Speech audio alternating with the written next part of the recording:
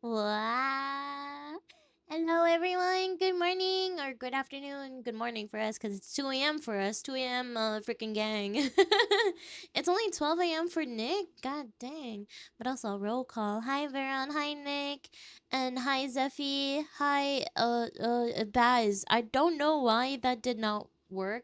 I don't know how to give you back your points. I don't know. But hi everyone. How's everyone doing? Wait, let me actually load my thing here. I'm sorry I'm so late. Oh my gosh. Got scammed. Who got scammed? What? Wait, hold on. Hold on to me, chat. Anyway, okay. So, today we're going to be playing some more Scarlet Hollow. Did I say that correctly? I hope I did. Hold on. My phone is gonna fall. My phone is gonna fall. Hi, Grimson. Welcome in. But yeah, we're going to be playing some Scarlet Hollow, and this is going to be uploaded on the YouTube. So, hello, YouTube. Hello, hello. Welcome to episode 3, I think. I think we're in episode 3. Or was it 4? All I know, let's do a quick recap. So, wait, what? It's not Warframe, y'all. I finally got good news from my uni. They gave official confirmation allowing me to go to Korea for a year. So yeah, life's good. Oh my god, that's so good. Let's go. Congratulations. Congratulations, Nick. Yeah, it's gonna be on YouTube because I am trying to make a series out of it. Let me pause the music real quick.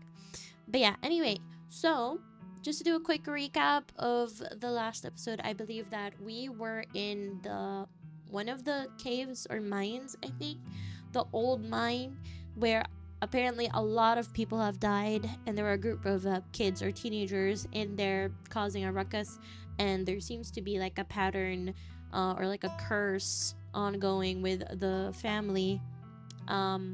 So that's a little bit suspicious. Um, so far, no jump scares. So that's actually quite refreshing. There are some trigger warnings though. Um, I would do it specifically like per episode, but I didn't want to be, what do you call this? Spoiled. So it's just the general trigger warnings. There will be like rare flashing images, mentions of abuse, non-consensual drug use, violence, gore, something, a lot of gore actually, because I think in episode 1 we did see some gore. So if you're not really comfortable with that type of stuff, you may want to click away or lurk. I don't know, it's up to you.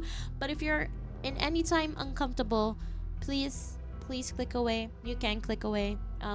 Look for a video of cats or dogs or anything cute, whatever. But yeah, other than that, I am going to be reading to you guys. I will try not to scream too much because it is almost 3 a.m. for me. So, think of this as like a podcast. Of like a podcast. Sit back, relax, and enjoy the spooky stories. Or look at videos of cute. Oh, if you find me cute, I mean, any flashing lights. There are some rare flashing images, but what do you call this? The last few episodes, I don't think they're that big. Like they're that bad, you know? Wait, Q, you back to the Philippines? Yes, I am back in the Philippines. That's why I am able to stream a lot. Wait, which country again? I forgot. Yeah, Philippines. I'm sorry if you mentioned it, I might have missed it. That's okay. That's all right. As much as possible, let's all be careful and keep everyone safe. Yes. Hi, new here. Aggie, hi, welcome in. Are you ready for the spoopy story? But yeah, we're just gonna do one episode tonight, as like the same as the other, the past few, what do you call this, past few episodes. I'm also back in the Philippines. I see, so we're both suffering the heat. Hey, internet seems fine too, thank god. But anyway, without further ado, let's go into it. Oh, okay, here we go. We're in episode 3. Alright, we saved that. We already did. Yes. Okay, how do we... return. So, I am going to be reading it out for you guys. You guys don't necessarily have to look, but, you know, the art is pretty good. Oh, we could do a recap. Let's go. Just a recap of episode 2. But listen, You better stay out of trouble today. I want you home by sunset. I don't want to hear complaints. Just do what I ask, and we won't have any more problems. Tabitha takes a few steps towards the door. Bedtime story? Yeah, indeed. Sunset. Before you get the chance to decide whether or not to answer, it opens. Oh, I'm so sorry. I hope I didn't scare you. My name is Sybil. I'm a family friend. Just thought I should stop by to check in on you. Just don't make yourself a burden, alright? I have a lot to do today. Oh, are we talking about a certain young man who may or may not have caught the boss's eye? That Sam Wayne fella, wasn't it? Whatever. If anyone asks, we never talked. Got it? I don't want to disappear too. And then the creepy dude. I am the only person in this town who truly cares about your safety. Don't forget that. Why is he wearing a veil like that? Even if it's already too late to stop what's going to happen. Whatever you're looking for, you're barking up the wrong tree. So just go someplace else before... Tabitha once again trails off. Both she and Stella have noticed the girl with the dark braid and glasses sneaking along the ridge. It's Rosanna! Kanika, we found her. She's headed up the hill. Oh, Pug, hi! Thank you for the hydrate, posture check, and the stretch. Let me do that real quick.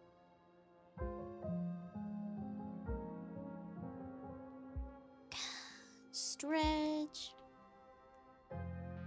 Is that a pug? Yes, there is a pug here.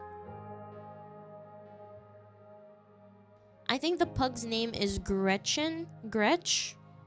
Yeah, it's a very cute pug. They went in. Does Stella have no sense of self-preservation?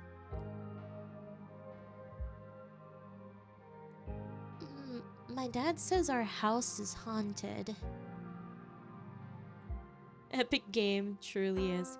Kanika is interrupted by a pair of thunderous knocks. You turn to see Becca and Alexis gone, and Rosalina anxiously hovering in front of a small tunnel in the cavern wall. She freezes as you notice her.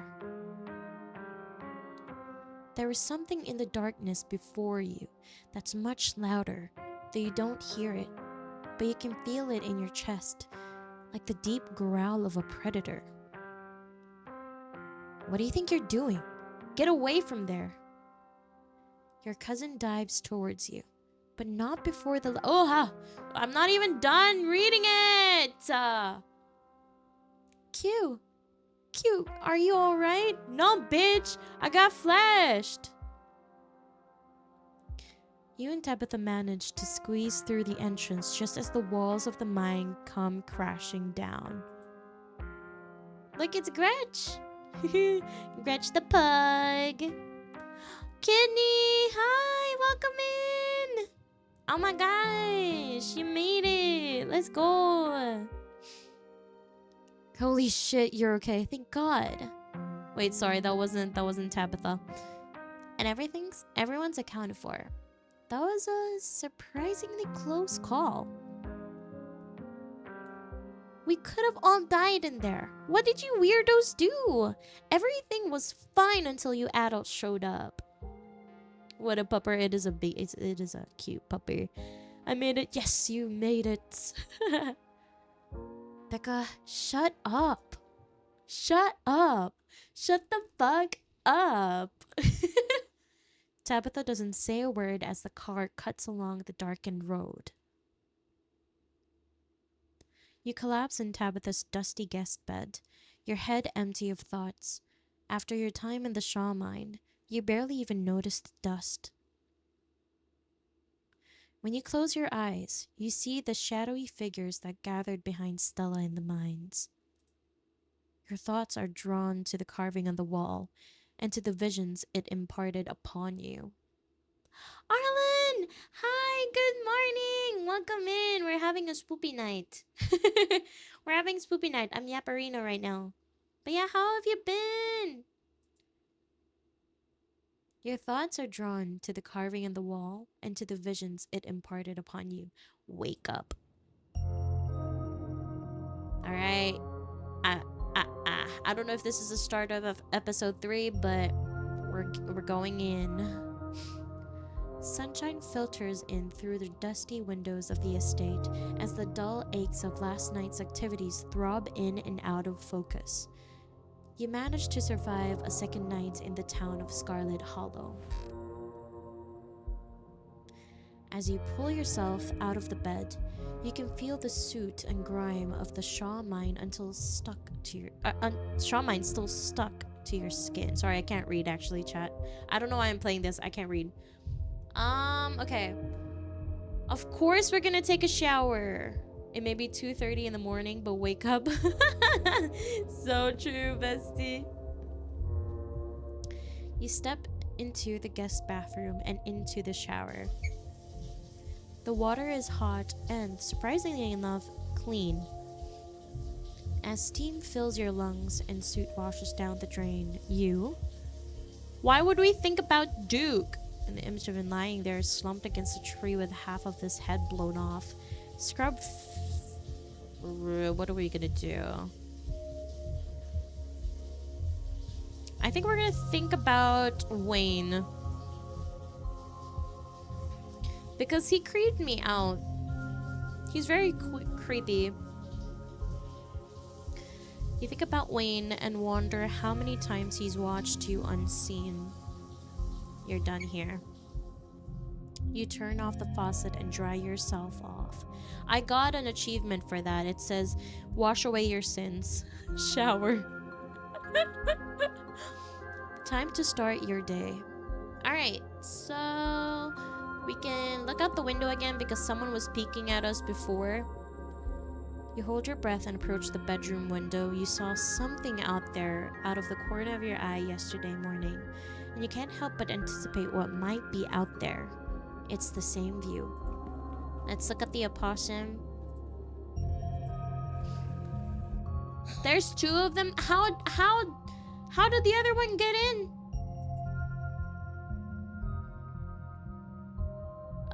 Please get out of my dresser. The larger opossum hisses, the smaller opossum joins in. They bathe their teeth at you in unison, attempting to frighten you away from what is clearly their territory. Okay, let's just close it. You've had enough of the growing family of opossums that live in your dresser, at least for the time being.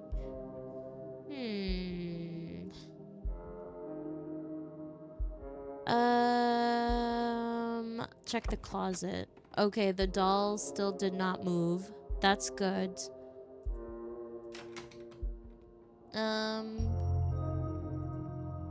Let's text the group chat. You pull out your phone and open up your group chat with Stella and Kanika.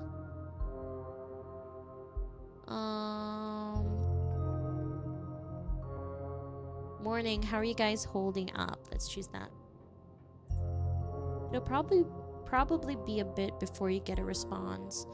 Let's head downstairs. You've done everything you wanted to up here. It's time to start your day. Alright. Who is that? Hey girl, how you doing? You enter the kitchen to find your cousin. Oh, our cousin. Okay. In the midst of devouring a pint of banana chocolate chunk, she isn't alone. Frou-Frou glares at you from her usual spot on the counter as a red-headed woman busies herself trying to tidy as best as she can. Tabitha's eyes dart to the corner of the room, almost as if she's ashamed of being caught in the act of stress-eating ice cream for breakfast. Honestly, I would do the same if I had, good ice cream in store, so why not? Let's see. Just the red hair. Hello. Hi, I'm Q.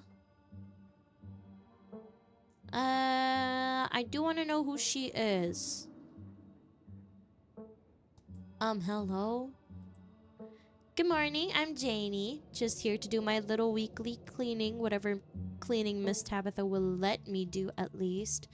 I could have this place looking brand new, Don't go making any big renovations or moving anything around. I like knowing where my stuff is. Okay, fair enough. I like that too. Okie dokie. It's so nice to finally meet you, Q. I mean, I guess I did meet you on Monday when you popped into the diner. Janie? But seeing someone somewhere and meeting them face to face are two completely different things, I suppose.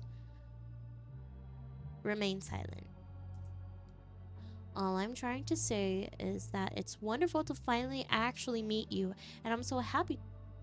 I'm so happy part of the family is here to keep Miss Tabitha company with everything that's Janie. Oh, I'm sorry, Miss Tabitha. Am I being too much again? Tabitha grumbles in acknowledgement. Oh, are we having ice cream for breakfast?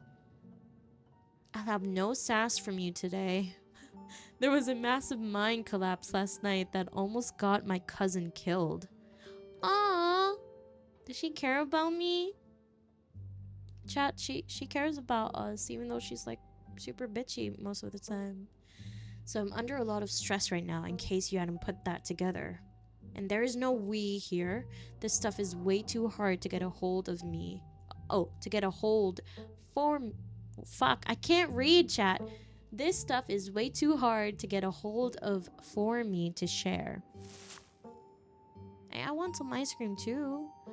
Tabitha takes one last spoonful of ice cream, then discards the empty container, turning to you with her trademark scowl. Let's get going. I've got an errand to run in town, and every time I've left you here alone, something terrible's wound up happening. So you're coming with me. Oh my god, we're going with her. Let's get going. Oh, never mind. Street smart lie. I'll be out there in a couple of minutes. Gotta wrap up my morning routine. Yay, cousin bonding time. Alright, let's go. Yeah, let's say we'll be out in a couple of minutes. I want to get to know her, the girl behind, more. Janie, was it? I think it was Janie. Look, I get it, but there's a lot on my plate today, and I want to spend some time with you before more things start piling up. Ow! Okay, I already waited long enough for you to get up. Janie, lock up when you leave, please, and don't go rearranging anything. I'll know. Okay, Janie kinda thick though. Why is she kinda thick? As you're ready to leave, Janie approaches you from the far side of the kitchen. Tabitha remains between the two of you, impatiently tapping her foot. Oh, Q, before you go, I heard about what happened last night. I mean, I heard about it before Miss Tabitha mentioned it just now, and then I heard it again. I just wanted to say that I'm so sorry you got caught up in that. You two did right by those kids, though.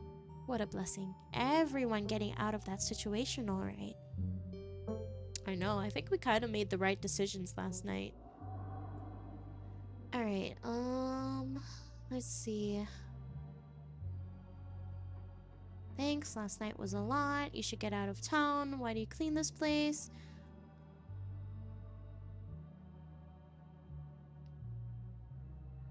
Let's do this one.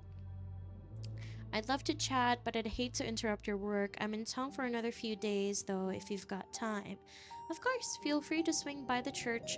She's from the church. Okay, amen. Any old time. Daniel and I are always there, except when I'm working, of course. But Daniel's usually there regardless. Is she married? I'm totally not gonna try and hit her up, but like, you know, is she married? Alright, let's go. Bye, Janie. Be safe out there, you two. You and Tabitha walk through the doors of the estate and into her car.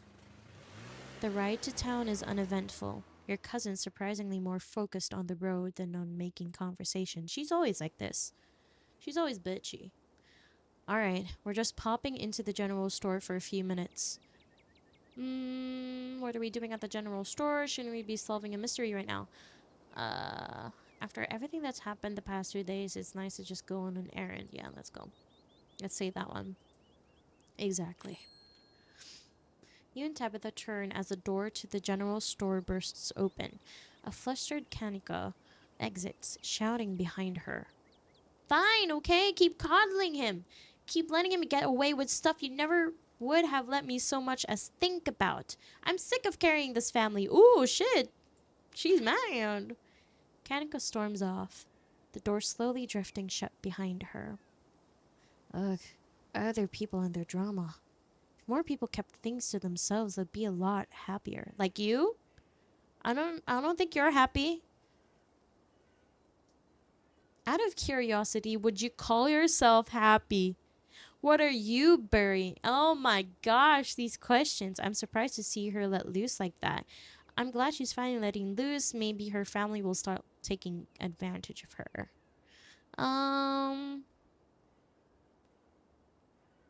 She's like slowly warming up to us, so I don't really want to be bitchy to her. So let's say I'm surprised to maybe this one. I'm glad she's finally letting loose. She's been so measured since I've met her. Maybe her family will finally stop taking advantage of her. Her family is taking advantage of her because she lets them, not because she's normally measured and composed. Okay, she's a bitch. A display like this means nothing if she's still here next year, and yet again the year after that. If anything, it just tightens the ties that bind her here. You see yourself in her, don't you? Let's say that. There aren't a lot of people to see yourself in when you live in a town like this, Q. Come on already, let's go. Oh, hi, Avery. Looking good. Yeah, but he's there every day, and I know he comes in to see you every now and then, so I hardly think about Mr. Tremaine. Tremaine not coming into the diner for one day is something to worry about. Well, if you say so. See you around, Sybil. You have a good one, dear. Oh, Tabitha, long time no see. Feels like you never make it all the way down to Main Street. Okay. Hey, I'm sure it goes without saying, but I just want you to know that all of us over at the diner really feel for you. Anything you need, just let us know, okay? What? Avery nods politely and then leaves without saying another word. Who the hell is that? That was Avery, Tabitha, from the diner. Don't you live here? I should be asking you who people are.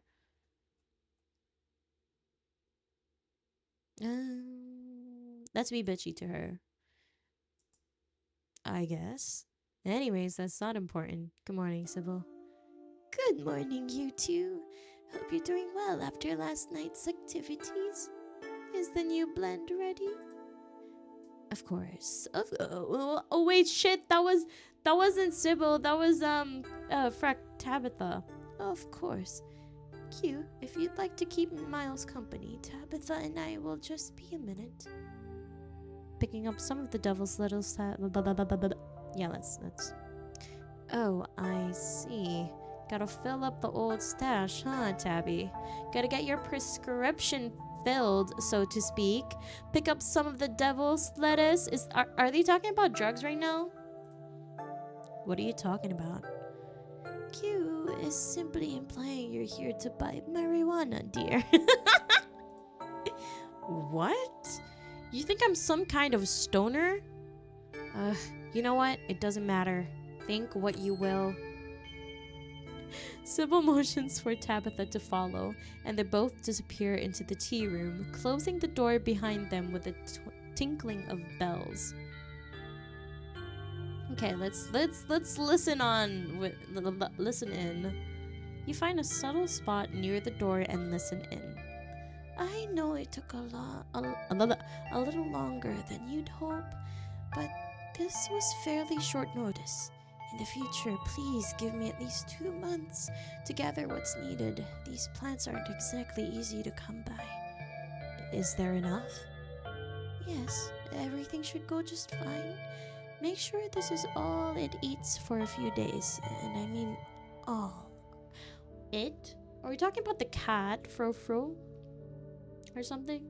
Or are we talking about like a monster like just living under our basement? I mean, in our basement or something. I don't know. Holy crap, well. Put it somewhere that it can't get other food. I'm not keeping it inside, so it's not the cat, chat. Holy sh... Then who the fuck? Who the fuck are we feeding? Do we have a devil? We have a fucking demon. She has a pet demon. Jeez. Outside then, a shed, something enclosed. And please call me if you get confused. Don't assume you know what you're doing. You only have one shot at this, remember that. Perlan ran me through it plenty of times. I know what I'm... It's a cult! Your listening session is halted as a tinkling of bells announce another patron. Oh, excuse me. Oh, hey, how you doing? Who's the cute boy with the white check? I'm sorry. Wait, you're Q, aren't you? How do you know me? My name is Bo. I'm Duke's boy. It's a pleasure to meet you. Oh, shit. Chat, okay. For context, I think Duke is the one that died in episode 1. And Stella kind of shot him. I think, if I'm not mistaken. The policeman told me you saw it happen to my daddy. Yeah, it's him. Holy shit. I could have saved him. I'm so sorry. You seem to want to pin it on me. Folks don't seem to care about your dad. I could have saved him. I'm so sorry. It's okay.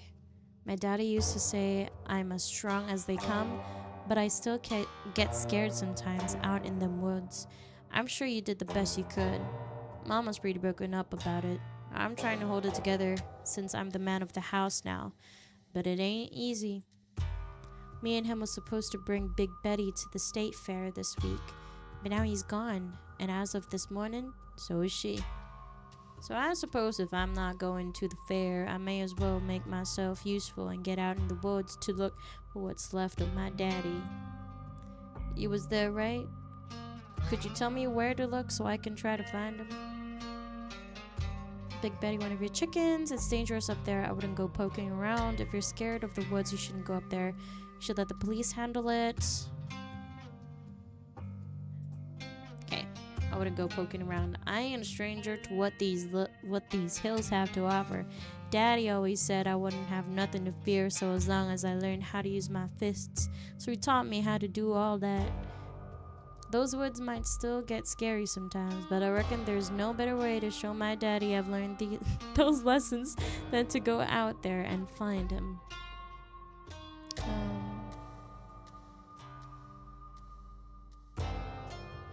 See anything strange? Let's ask him this. I don't want to be straight up and say, yeah, your dad died because of this. I feel like that's a little bit much. Have you seen anything strange on the farm the past couple of days? Not really, no. But I've been awful busy with what with everything that's still been happening. Them chickens keep disappearing though.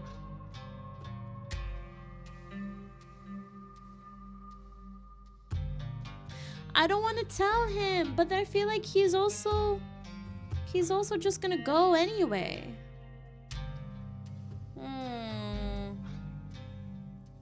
This is hard.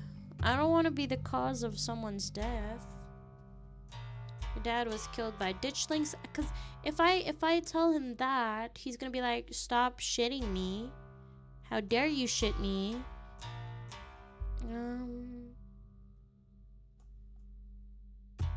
Oh, let's try anyway.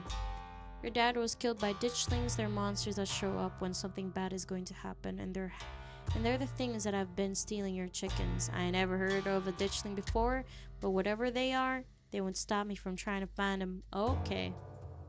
I guess, okay. I can't tell you where he is. It's not safe. That's what my mama said too. But I ain't got nothing much to... Oh, fuck. But I ain't got much else to do with my day. All the crops have been harvested, and the chores been tended to. I may as well be useful. Thank you for looking out for me, Q. And please tell Miss Scarlet I'm sorry about her mama. Tabitha and Sybil are still in the tea room. Your phone buzzes. Oh my god, hey, I overslept! Still gonna make myself breakfast. If y'all want, you can swing by. Otherwise, we meet at the library and figure out a plan. I think I'm good. Just had a big fight, not really hungry. Gonna chill in my van for a while, if you want to hang out though. Otherwise, see you guys at library. Your phone buzzes one last time. This is Isaacs from the mine. You gave me your number yesterday. I'm out behind the diner if you want to talk. Tabitha sure is taking her time in there. Yeah, let's meet up with him. You probably have time to slip off and hear what Isaacs has to say before Tabitha even knows that you're gone. You hold the bells on the door to the general store, quieting them while you make a silent exit. You find Isaac smoking out by the dumpsters behind Winnie's diner. Thought you weren't gonna show. I don't have a lot of time. What did you want to tell me? Good. I don't have a lot of time either, especially to spend talking to you. The guys are all riled up after last night. They're talking action. If they saw me out here with you, they'd think I was some kind of scab. But none of them will listen to me, especially now. They've all got bigger things to worry about than a single missing miner. I haven't forgotten about him, though. Anything you want to know, just ask. Okay, what kind of action are people talking? Isaac glances around nervously. They're talking about a strike, but you didn't hear it from me. I ran into him after we talked yesterday, but why wouldn't he come tell me he's all right? Where is he staying? Why is he hiding from everybody? It just doesn't sound like him. I'm not sure the man you think is Wayne is really him. Did he have a condition of some kind? A medical condition? No. He was fit as a fiddle. Built like a brick house, too.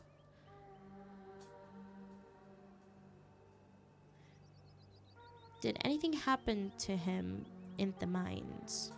Find any weird stuff? Uncover anything that wasn't meant to be uncovered? I need to burp, chat.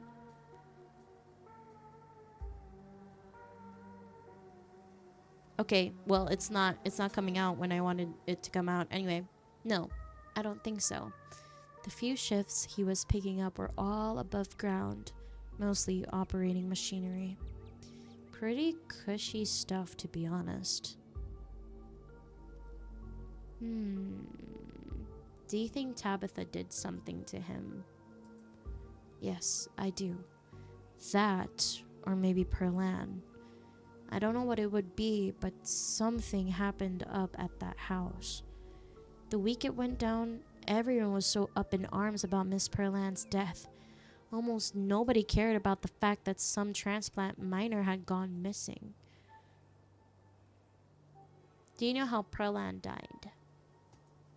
Heard it was natural causes. Died in her sleep. She was old and a smoker. Figured her lungs finally gave up on her.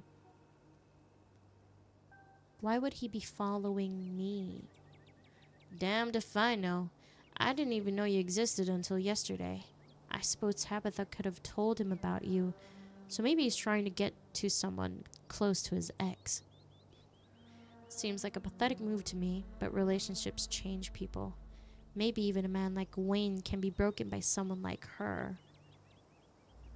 What was he like? Wait, who was Wayne dating? Was Wayne dating our cousin or Perlan? I was the one reading it, but I... Me? Grimson. Fair enough, fair enough. God dang. So, what was he like? He was a light-hearted kind of guy, always joking around on the job. Amazing fella to grab beers with. Not keen on doing hard work, so it wasn't too strange when he barely picked up any shifts once that relationship started. I'm sure he saw her as a bit of a meal ticket. So maybe he wasn't too smart. But he was a good friend.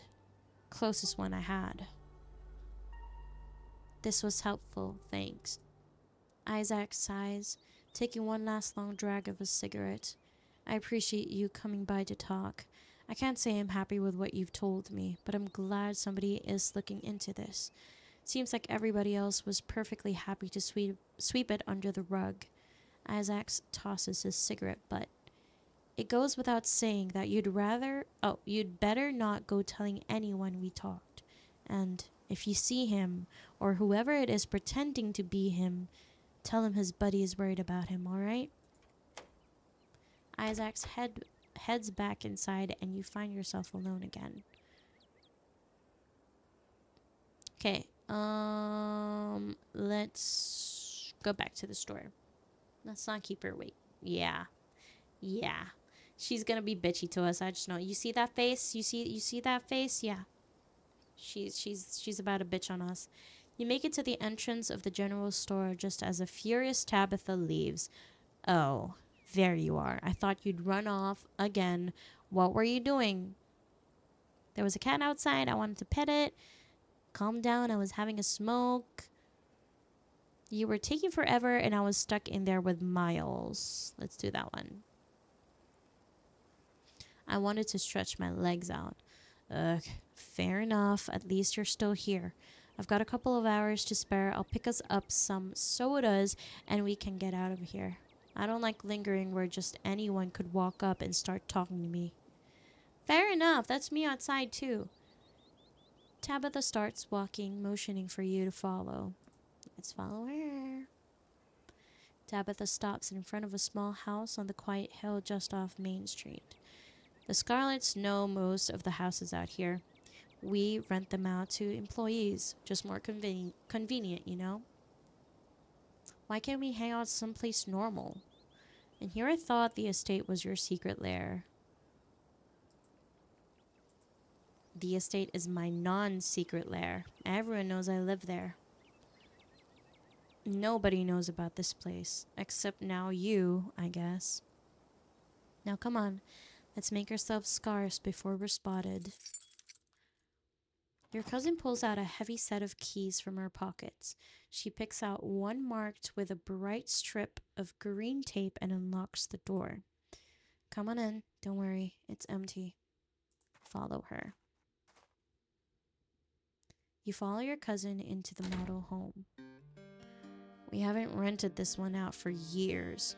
I come here to get away from it all. Does that make sense? It's kind of like a vacation home, but I don't have to travel. Anyway, make yourself comfortable and have a soda. Can't we just stay here? It's such a much better house.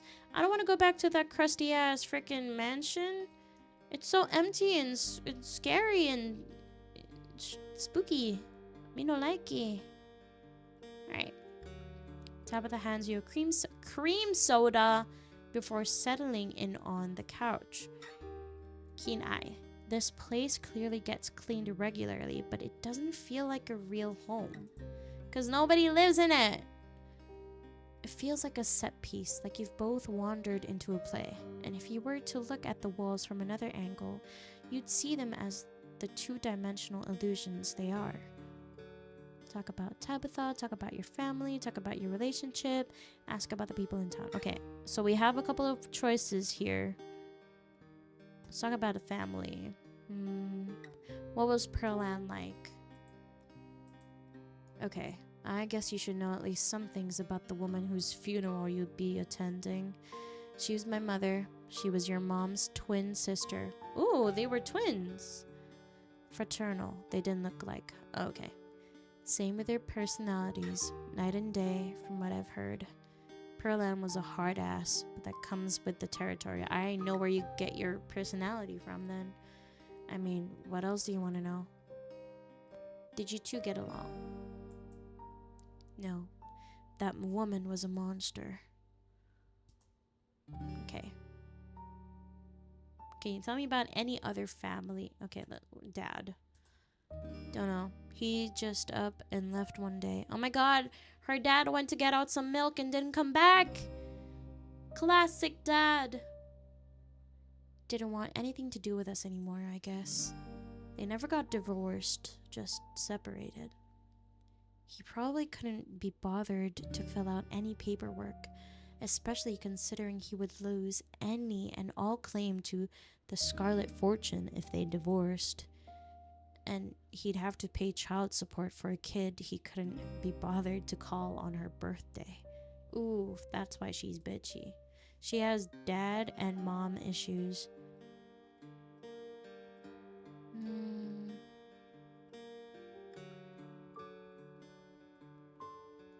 Hooray, another member of the Deadbeat Dads Club.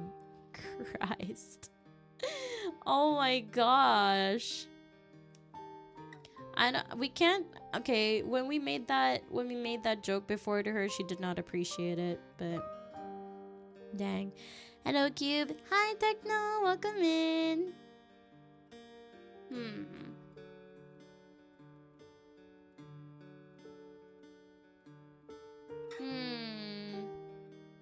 Let's just remain silent. Let's see. Talk about your relationship.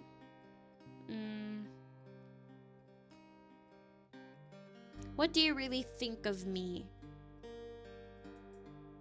You're better than asking me for validation, I'll say that much. Damn! What kind of things did Pearlan tell you about me and my mom? All sorts of terrible things. She loved to talk about how destitute your mother was after leaving for community. They actually used it. You're always a poor student and troublemaker, constantly getting taken in by whatever terrible counterculture of the week was hip and trendy in this city. For what it's worth, I don't think any of it was true. Well, except for you being a troublemaker. Oh my god, she actually smiled genuinely and chuckled. Oh my gosh, she's warming up to us, y'all. You're a better person than you let on. Let's butter her up. She softened her gaze. You know those in the books when the authors say she softened her gaze and looked to the side, hiding a smile. Something like that. Holy shit. That's it. That's the one, y'all. She stayed quiet. I'm not a good person, Q. Oh. Never mind. Damn. Oh, she's mad now. She's like chugging that down. Chill. We're just having a chill talk. So that ghost hunting thing is still happening. Ask about people in town. I know I've already asked, but now that we're hanging out, can you tell me what the deal is with you and Stella? Oh my god, yes, her ex-girlfriend. Alright, fine. We were close in high school. Really, really close. They dated, they kissed, they made out. We'd have sleepovers a few nights a week, spend all night watching monster movies and eating chips and making out. Anyway, Pearlan didn't like she. Just say you made out with her. It's fine. I'd always have to lie and say I was going over to her place to study. When we graduated, it was impossible to see her anymore. There were no more excuses to go study, and I was too busy learning the ropes at the mine. Pearlan made sure my every waking minute was occupied. I didn't have time for friends, but I never needed friends before meeting Stella, so it was easy enough to slip back into that mindset and try to move on. Are you afraid that you still have feelings for her? Why else would you work so hard to keep her at arm's length? Oh my god! I'm so happy we chose this. The Kenai and the Street Smart. We're getting the good goss, chat. Alright. Something like that, yeah. It's better for both of us that way. Let's go! Let's frickin' go. Okay. Let's see. Kanika, I don't care about her and Kanika. Some things to say about Oscar last night. Do you believe what you said? I don't remember what he said to that Oscar dude.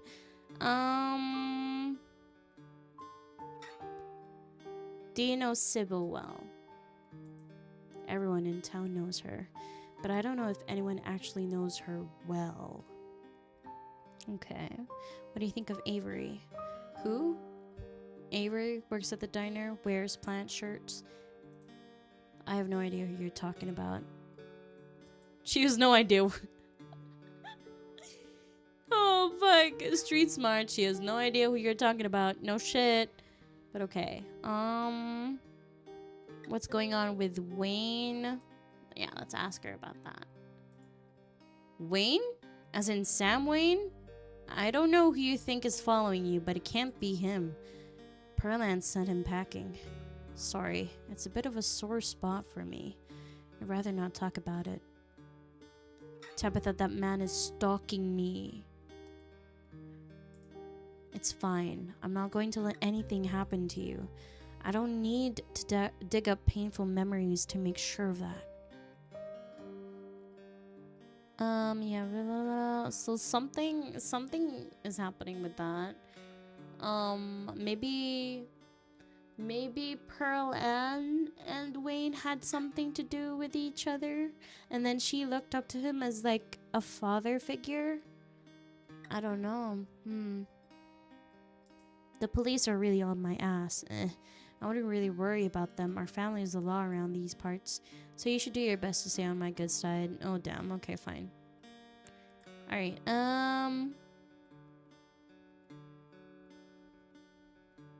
Thanks for taking me out here. Your phone buzzes before Tabitha has a chance to respond. Almost forgot. It's Mayor Jimmy Day. Good excuse to head over to the library. We should check in with Oscar and Rosalina. Meet y'all there in half an hour. I totally blanked on that. I've been having a weird foggy morning.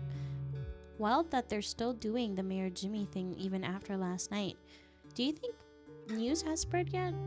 But yeah, we should go see Oscar. See y'all soon. Somebody's popular. It's Mayor Jimmy Day. Ugh. What a ridiculous event. You know he's a dog, right? Did they fill you in on that little detail?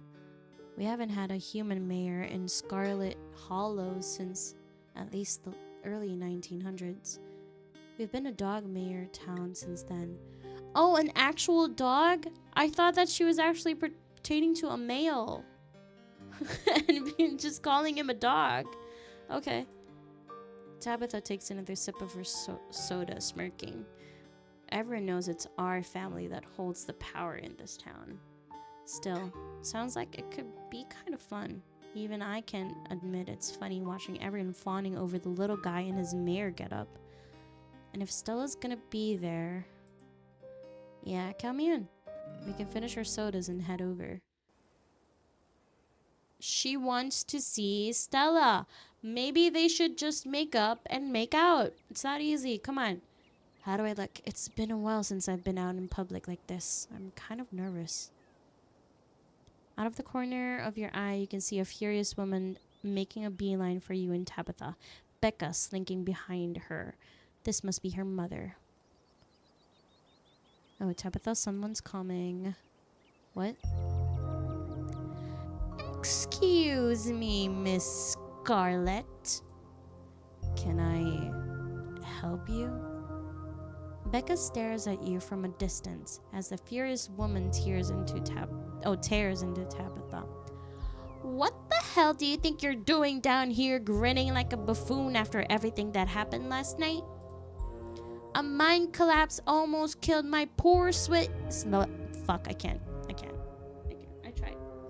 Let's do that one more time. A mine collapse almost killed my poor, sweet, innocent child, and you thought it was a good idea to retaliate by demoting my husband? We've gotten used to a new lifestyle. You can't just take away... Oh, fuck. You can't just take that away from us for something that was your fault. Don't think I won't be Fuck, I can't talk, Chad. Chad, I'm going to jump. I can't talk. Don't think I won't be pressing charges. Like, Mom, please, you're embarrassing me. Shut up, Becca. Mommy is advocating for you. You shouldn't talk to your daughter like that. It's bad parenting. Your husband told your daughter it was safe to go into that mine. Of course he was demoted. You're here complaining about your husband being demoted? I almost died trying to help your daughter.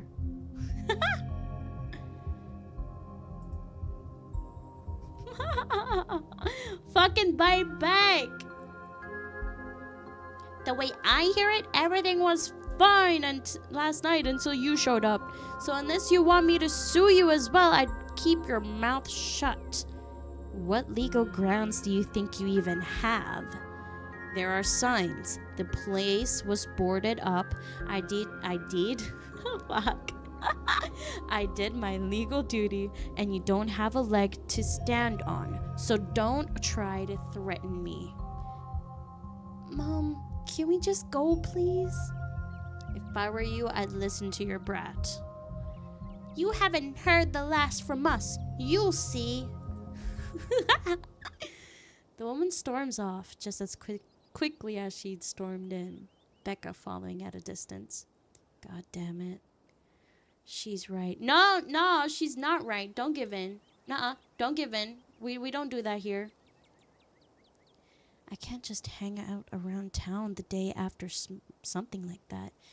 It doesn't look right. I should be up there, even if it's just to oversee what's going on.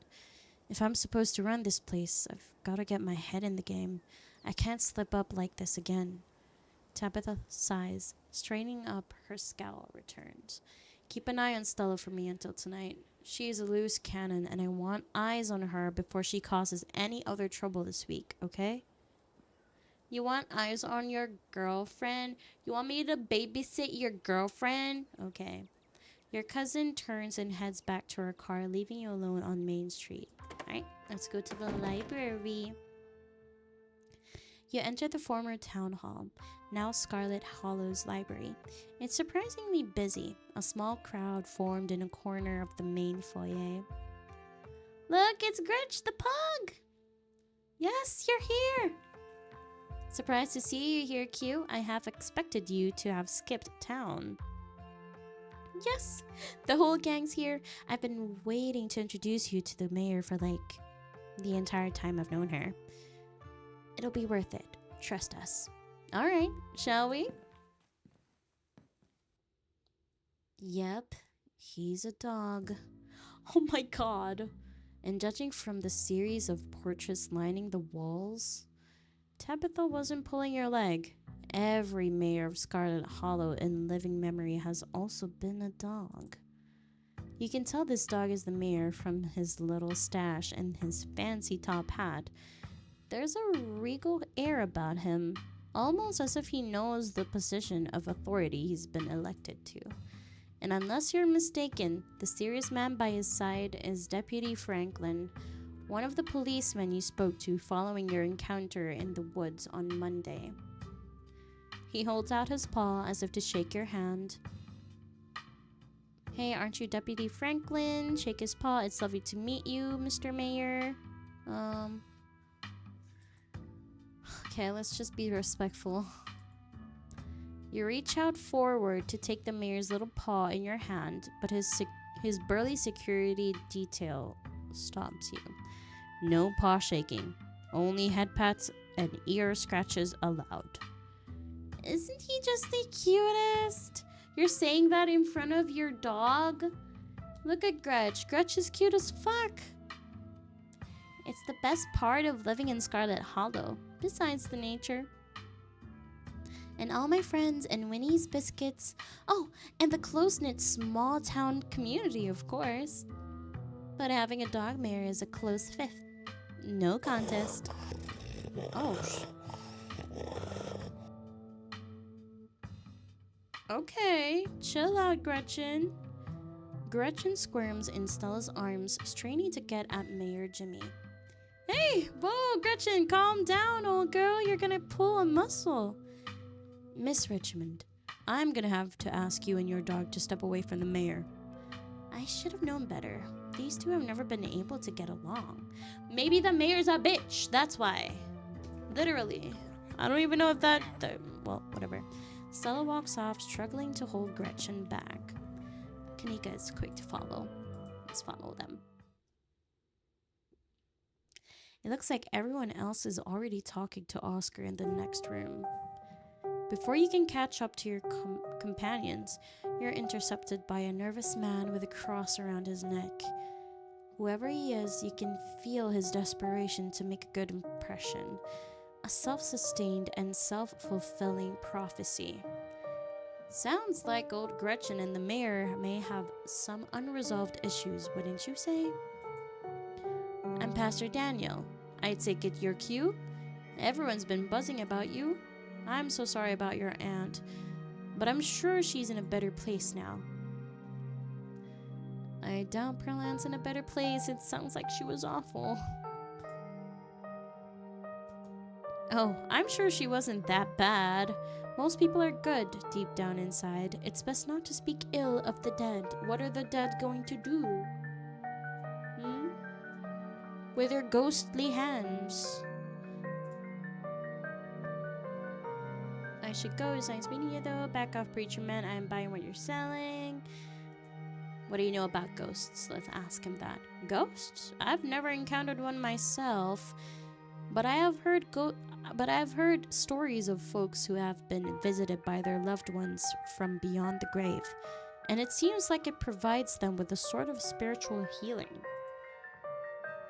Like their beloved relatives are watching over them, even in death. Is this about Pearl Ann, or perhaps your mother? Have you been visited by her? No, Oscar's place is haunted. I think we need an exorcism. Dang, I thought you might have some good ghost stories. Ew, no, I mean real ghost stuff. Scary stuff.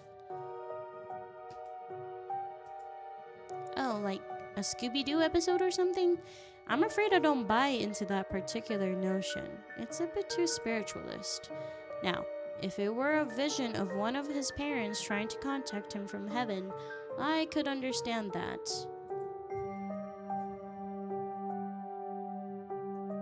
Let's see.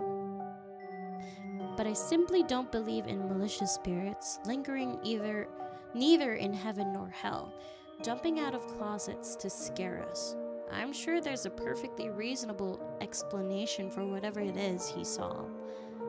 I don't like his smile. It's not, I don't like it. Wait, you believe in some ghosts and not others? What makes you an authority on that? There were ghosts in the mines last night. There's been a lot of supernatural stuff happening in the past few days. Are you calling Oscar a liar? I trust Oscar. You should come ghost hunting with us tonight then and prove it's not a hunting. Yeah, let's do that. The blood drains from his face as he gulps nervously. Oh, I promised my daughter we would watch VeggieTales tonight, so I'm afraid I have plans. But let me know if you see anything strange. I'd love to hear your account of this supposed haunting. In fact, here's my card. He hands you a business card. Call me if you need me. I should go. It was nice meeting you, though. Remain silent. Don't worry, I'm not trying to sell anything. Just thought I'd extend the offer in case you needed someone to talk to. The church's doors are open if you ever change your mind. Have a blessed day, Q. The pastor leaves you be and joins the line to see the mayor. Nothing to do now but catch up with your companions. Let's go after them. You find them already talking to someone deeper into the library. This must be the Oscar you've heard so much about. Does he know what he owes you his daughter's life? Oh, that he owes you his daughter's life. Are you sure we can't just get it over with while the sun is up? I don't know if I can handle getting scared shitless in the dark 2 nights in a row. I wish we could, especially since I'm not particularly excited about going back in there after dark either. But I'm pretty sure it only comes out when the sun goes down. Yeah, there's no way I'm going in until that spirit is at full power. I want to be sure we get the best evidence possible. This could be my one shot to get real proof of ghosts. I'm not gonna waste it just because I'm impatient. Y'all are gonna be the death of me. Oh, Oscar, this is Q, Tabitha's cousin. She really pulled through last night. Oh, thank you so much. Last night was almost a disaster.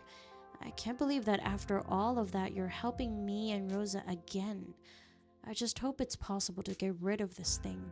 This is a pretty serious ghost. Infestation?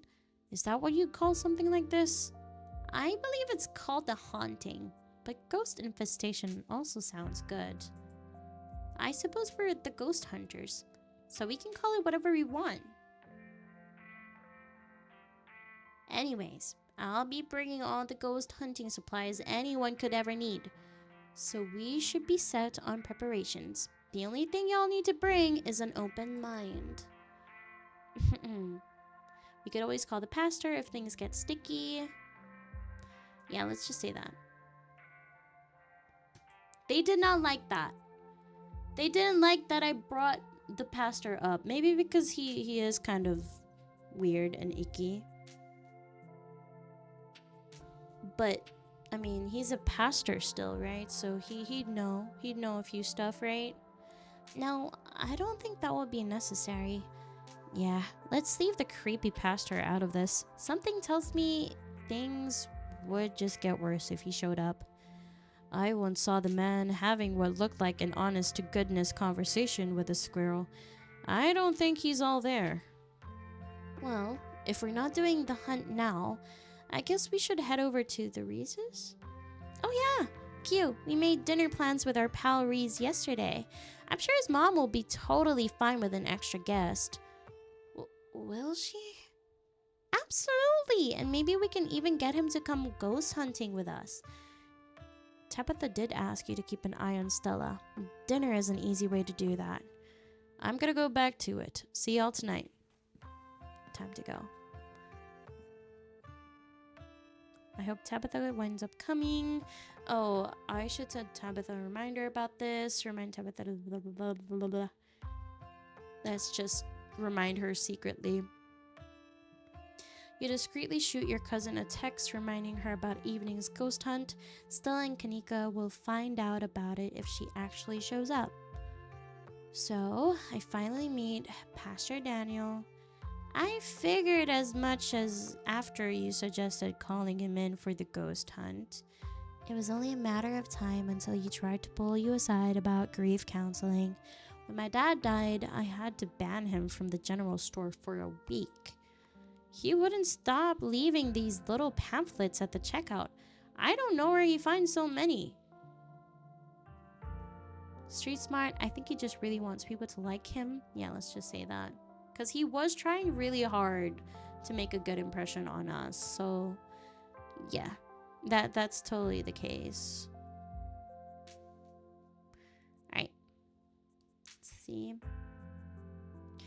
Oh, when you put it like that, this whole situation is kind of sad. Even if that's the case, it doesn't mean I have to like him. Whatever his deal is goes a step beyond trying too hard to get people to like him. Okay, you're being too harsh, Kanika. The man was grinning through all of my dad's funeral. He's not normal. And I don't mean that in a stigmatizing mental illness kind of way. There's just this little siren that goes off every time I see him that tells me to get away from him. Okay, fair enough. That's exactly how I would describe it too. The whole town feels the same way. Now that I think about it, he must be pretty lonely. He can look for friends somewhere else. Oh my god, you guys are mean girls. I don't like that. Alright, shall we head out? The three of you leave the library for an early dinner at Reese's. You find yourself in front of what must be Reese's house. A cold hesitation grips you as the building looms over the hilltop. Though it's only early afternoon, it feels much later, the sun already sinking behind the tall mountains that surround Scarlet Hollow. Wait, Stella, before we go in there, you told Q about Reese's situation, right? What? His art? Oh, the illness thing. No, we've been a little busy for small talk, with all the scary events going on. God, this has been such a long week already. Well, like Stella said, Reese has an illness, and Dr. Kelly is really serious about it, so please don't make her mad or she'll yell at us. Oh no, it's the hot chick that was jogging. I think we were on a bad... We left her at a bad note. Oh, hi. The door swings open. Hey, Reese! Oh my god, dude, it's been ages. You must be Q, right? Stella told me you were coming. Gretchen starts yelping at Reese, straining against Stella's grip as she tries to get between them. Ooh, he knows something. Gretchen knows something. Are they here already? I knew you'd show up early, Stella, and you brought another guest and the dog. Great. Yeah, I thought she might cheer Reese up. I don't know what's gotten into her all of a sudden. The dog stays outside. But it's okay, Stella. We can let her chill in my van for a bit. I'll run the AC and leave her some treats. I always have some of those easy chew dog jerky stashed away. But we go everywhere together. Do you want to come in or not? Kanika nervously tugs Stella away towards her van. Dr. Kelly quietly eyes you while the three of you wait. Hi, Dr. Kelly. Just come in. Let's get this over with. Wow. So mean. You follow Reese and Dr. Kelly inside. Stella and Kanika aren't far behind you. The house feels cold. Not only is there an odd chill in the air, but the building itself feels too sterile. Sterile? Sterile. Uncomfortably tidy to the point where you're nervous to touch anything. If it weren't for the aroma of the store-bought dinner rolls baking in the oven and the unsettling artwork hanging on the walls, you'd be half convinced you'd wandered into a real estate showing. So, how can I lend a hand? By sitting down at the table and not puttering around in my kitchen. I made sure everything was well done in advance, so the only thing left are the rolls, which shouldn't be long. Then we can have a quick dinner and you can leave my house and go on about your business. But I was kind of hoping to see Reese's new art. We still have time now, right? You aren't seriously considering subjecting your friends to your disaster of a room, are you? It's not that bad. You can still see the floor. Dr. Kelly raises a single questioning eyebrow. I don't mind a little mess.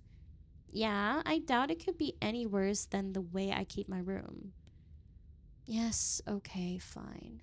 As long as you stay out of the kitchen, I don't care where you get up to.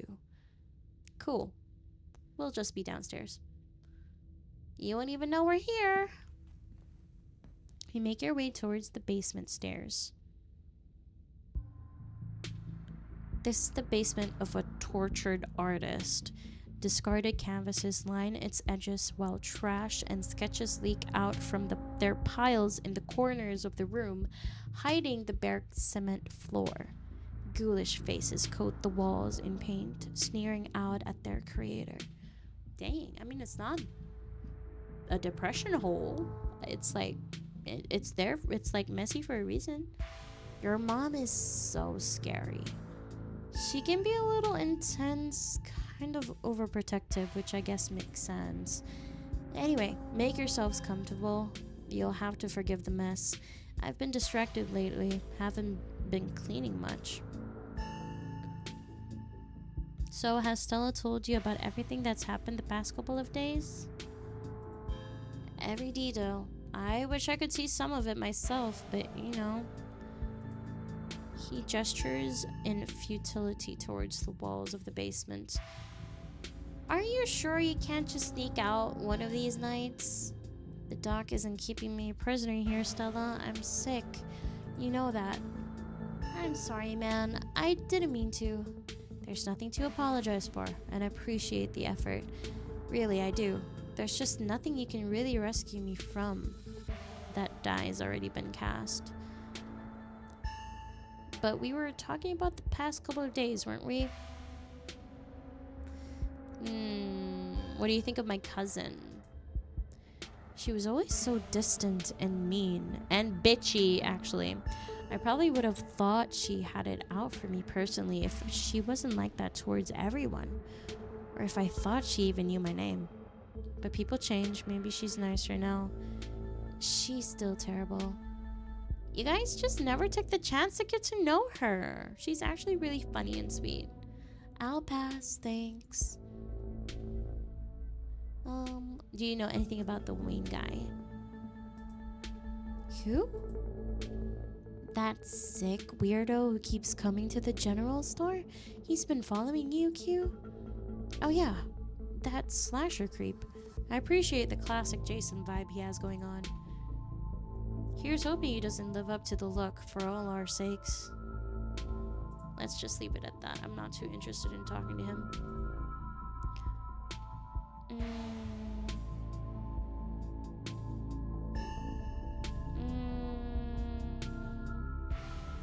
Want to come okay, let's go. Want to come ghost hunting with us tonight?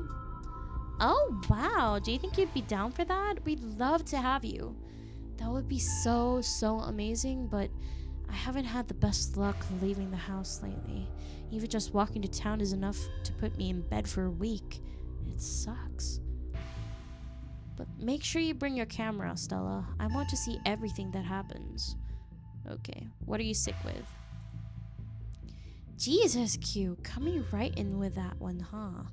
You don't have to talk about your illness, Reese. Jeez, it's not so bad to ask someone what they're, sick with, right? It's okay. I've come to terms with the way the rest of my life is going to be. Haha, you're so macabre, Reese. You make it sound like you've been sentenced to death. You haven't, right? Not exactly. No one really knows what's wrong with me, but it's been getting worse. I can barely keep most food down. My skin always itches like there are worms crawling underneath it.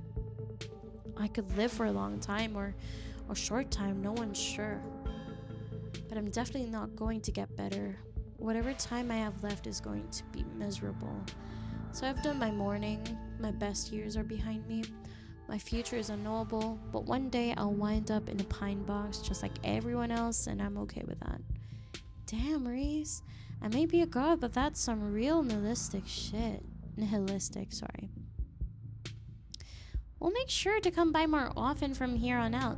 Friendship heals all wounds, right? Thanks, guys. But you really shouldn't worry about me. I have my art. I'm doing fine, really. True, we'll all join worms one day. We just got... Let's just say nothing.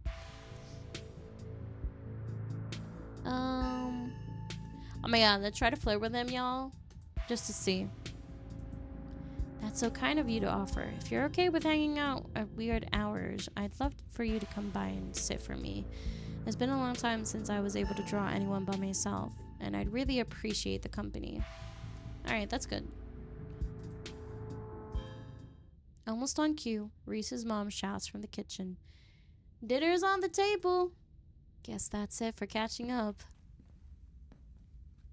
Make sure you all wash your hands with soap.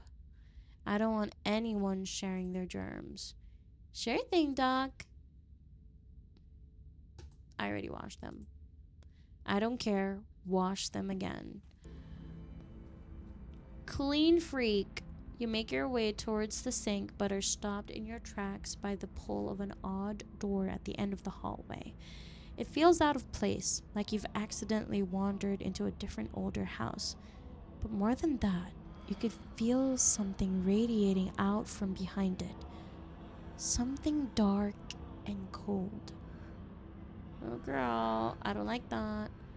Something that reminds you of the dusty tunnels you narrowly escaped last night.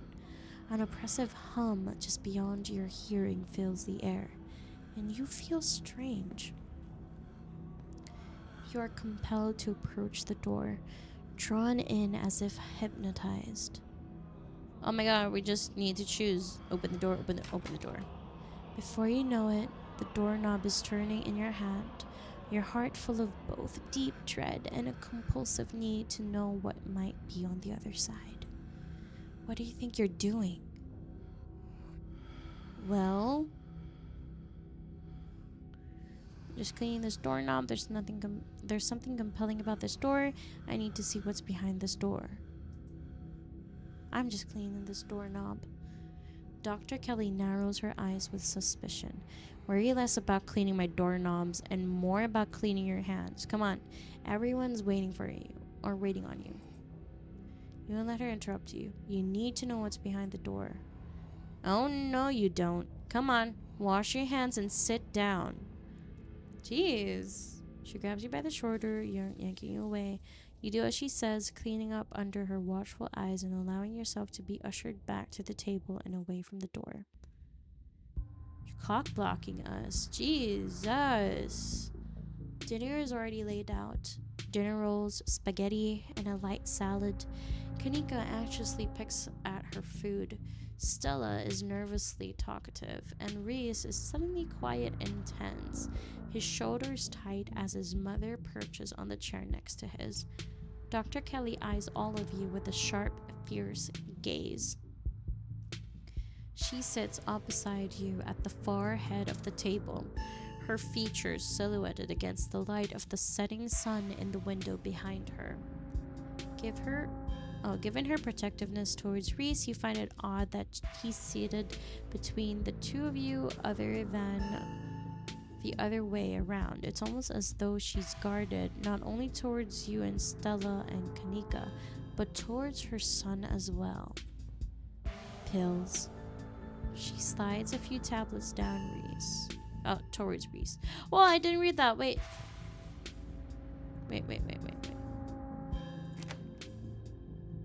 Towards Reese, he obediently swallows them. Okay, that's it. No, it's from a jar. I worked too many hours to make my own pasta sauce. Well, you have excellent taste in brands, and if you ever want any tips on easy home-cooked pasta sauces, No thanks, Stella. I have the internet if I need recipes.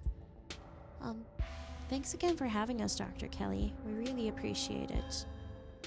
I think I saw a video online about a family like yours. Turns out the mom was poisoning her kid for 18 years. Oh my gosh! Do we want to say that? About Reese.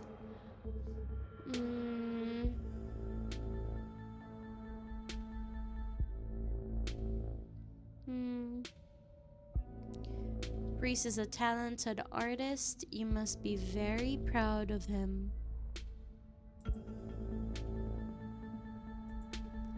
He has a lot of skill, honed through practice and dedication. I can't say I understand a lot of his pieces, but of course I'm proud. Thanks, Doc. Dog, not mom? What the hell? Let's do this. Why not? I think I saw a video online about a family like yours. It turns out the mom had been poisoning her kid for 18 years. The dinner table goes quiet. Oh yeah, I think I saw that one too. Wild stuff. Is that so? The silence returns. Seconds feel drawn out like minutes. Dr. Kelly's eyes briefly, nervously glance towards her son before flitting back to a position of annoyance. What is wrong with her? You can't help but feel like what you saw went beyond compassionate worry to be genuine fear. Let's just remain silent. So, I was wondering if we could maybe watch a movie sometime this week while Q is still in town. We'll have to see how you're feeling. I can handle the movie, dog. Yeah, we'll just sit downstairs in the dark. Reese is used to that. I'm sure it'll be okay. You're always overestimating how much you're able to do, Reese. This is why you keep getting sick. If I get sick, so what? It's not like that's ever going to change. I'm sick every day. I'm not getting any better. I don't want to spend the last few miserable years of my life holed up in that basement alone just because seeing my friends has been deemed too strenuous. I'm an adult, for God's sake. I can't believe I have to ask for permission from my mom just to have friends over. Okay, well, he's having it really tough right now. It's a little bit sad. Very, very sad. Yeah, time to watch a horror movie. Real.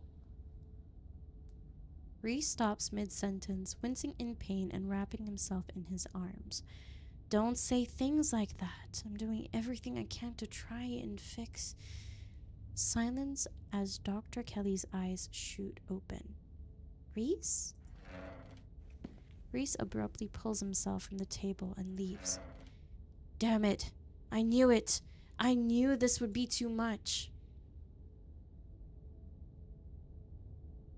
Dude, I don't know. I think you're kind of babying too much. I don't even know what's wrong with him. I can fix him. Grim, is he your type? Everyone, get out of my house. Please, just leave us alone. Stop trying to interfere with his life. All it does is hurt him more. But we can't just leave him like this. Now is when he needs his friends the most. No, now is when he needs me the most. I am his doctor and his mother. I know you care about him. I know that, and he knows it too. But all any of you would do is just get in the way. So just leave, please. Don't think I don't know something is up here. Don't think we don't know something is up here. We have stuff to do anyways. Let's just say this. Do we? I don't care what you think. I just want you out so I can take care of my son. The three of you are rushed to the door. We'll be back, Reese. I hope you feel better soon. Dr. Kelly shuts the door in your faces. The click of a lock signals the end of your dinner, Reese's. Do you really think Reese's mom is poisoning him? If she is, I swear to God. She wouldn't. That's just so horrible. Who could do something like that to their own kid and for so long? No, there's no way. Y'all are barking up the wrong tree. It seems far-fetched and it's definitely rare, but I don't think we can rule it out. Something weird happened when I went to wash my hands. It was like I was forced to try and break into the clinic. Did either of you get the impression that Dr. Kelly is afraid of Reese? Let's try this one.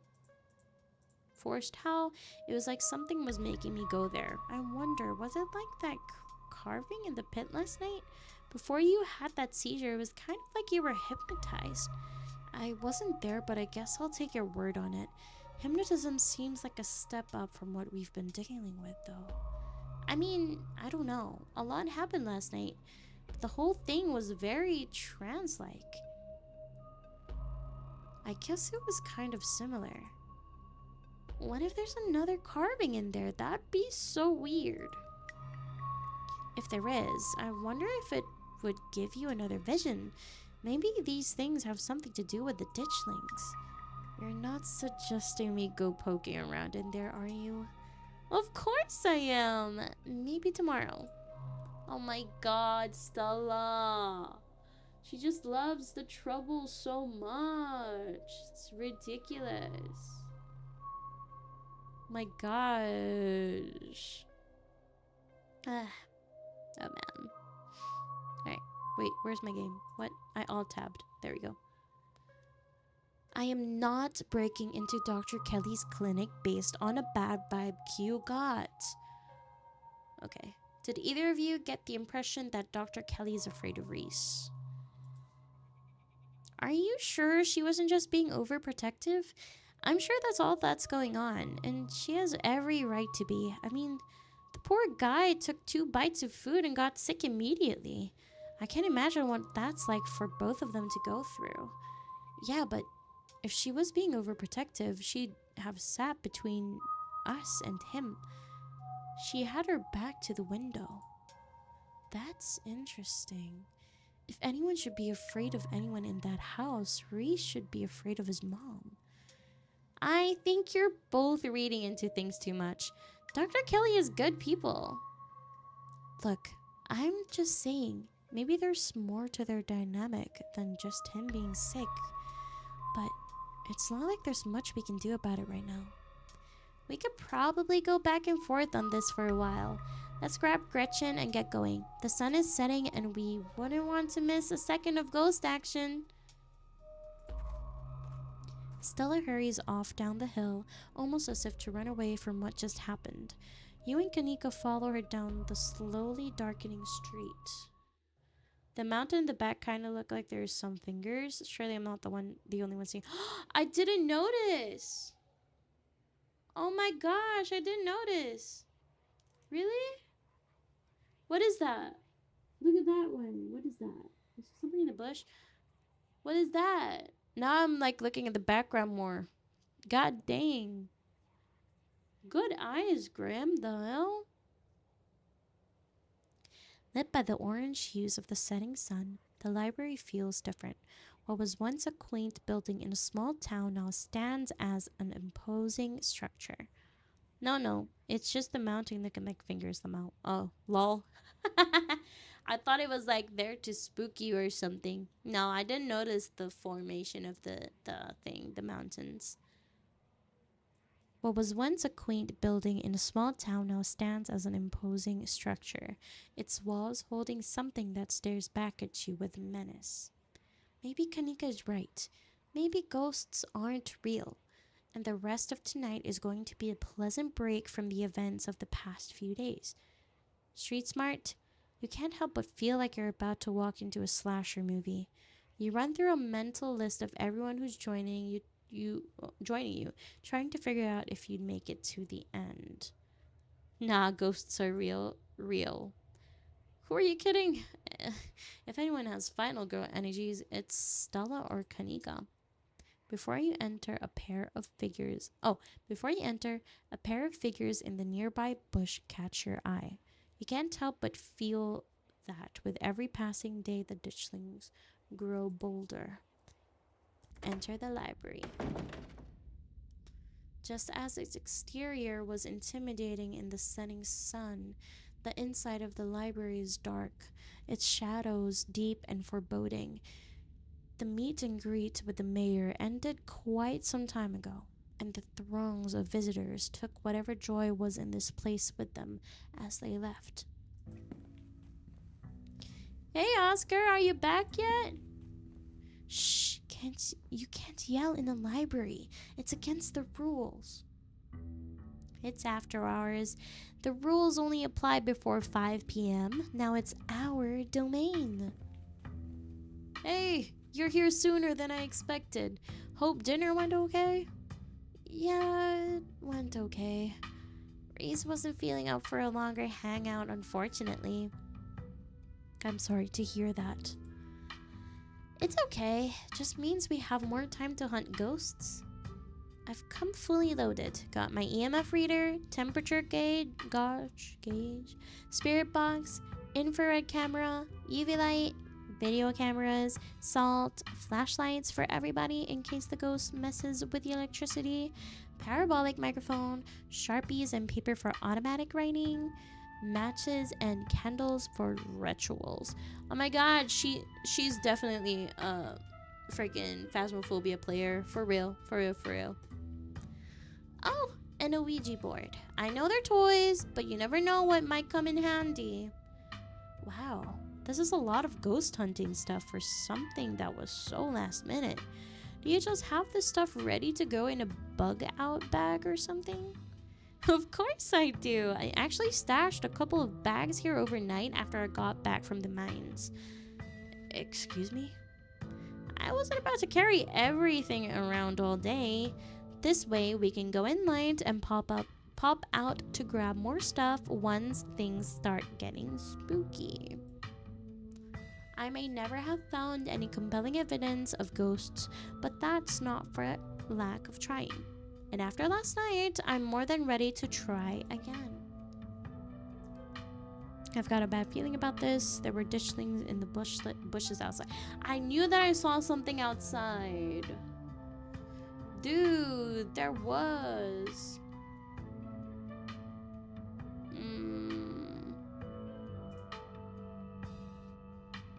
Who knows how many more are lurking around here? That's concerning. Are we sure it's safe to be around them? If Sybil's right, we're only going to see more of them as time goes on. We can't let them get in the way of things. Oh! Thank you so much for the follow, Short and Retro. Welcome in. Welcome in, welcome in. How are you? Also, make yourself comfortable. Okay, let's see.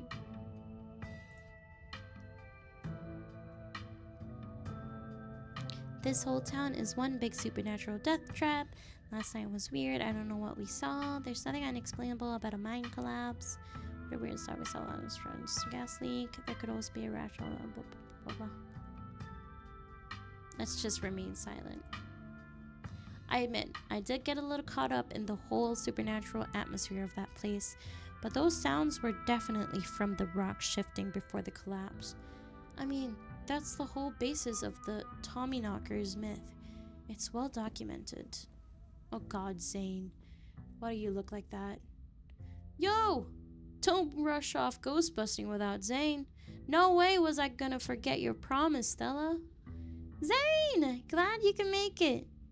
I was confronted with my own mortality for the first time yesterday, so I'm desperate for answers about the afterlife to ease my troubled mind. Now let's go mess with some ghosts. I hope my house is big enough for 5 ghost hunters at once. If this is everyone, we can go ahead and get started. It's through the back. Follow me. Looks like the sun has almost set. This is when stuff usually starts to kick off. I haven't been back inside for about a week, so I have no idea what to expect. Hey! You didn't think about doing this without me, did you? Rosalina? I thought you were at Alexis' place. Sorry, Mr. Gutierrez, she's really convincing. Oh, hi, Zane. What's up? Yo. You don't have to leave me out of stuff like this anymore, Dad. I'm not some fragile thing that needs protecting. I can handle seeing a ghost or whatever it is that's keeping us out of our house. I really don't think you want to see what's in there, Rosalina. I don't know if you'd ever be able to feel safe in our house again if you knew it was there. I mean, Zane's coming. It's not like tonight's an adults-only event. Okay. She's got a good point, Mr. G. Yeah, I don't want to be coddled just because you're scared. Alexis and I can handle this. Yeah, we can totally handle this. Okay, I'm sorry, Rosa. Just let me know if it gets to be too much and you want to leave, okay? Thanks, Dad. Now let's get our house back. I don't feel good about this, chap. You all cross over the threshold and enter Oscar's living room. Family photos line the walls and stacks of books sit comfortably on wooden furniture. Aside from the painting on the floor, this living room feels too normal, too human to be haunted. Okay, looks pretty normal for now. I don't remember that picture being on the floor, but that could be non-supernatural. None of my equipment is picking up anything around the picture, but I'll set up a camera just in case it falls again. It could be important evidence. You might want to save your cameras for Rosalina's room. That's where I've seen the ghost manifest. It's just down the hall. Oscar and Kanika startle as the door swings open. Seems like I made it just in time. Let's get this show on the road. I don't have all night. Tabby! What the hell are you doing here? Q invited me along. I have every right to be here, Kanika. My family built this place, you know. Yeah, I know. We all know. Q, what made you think inviting her was a good idea?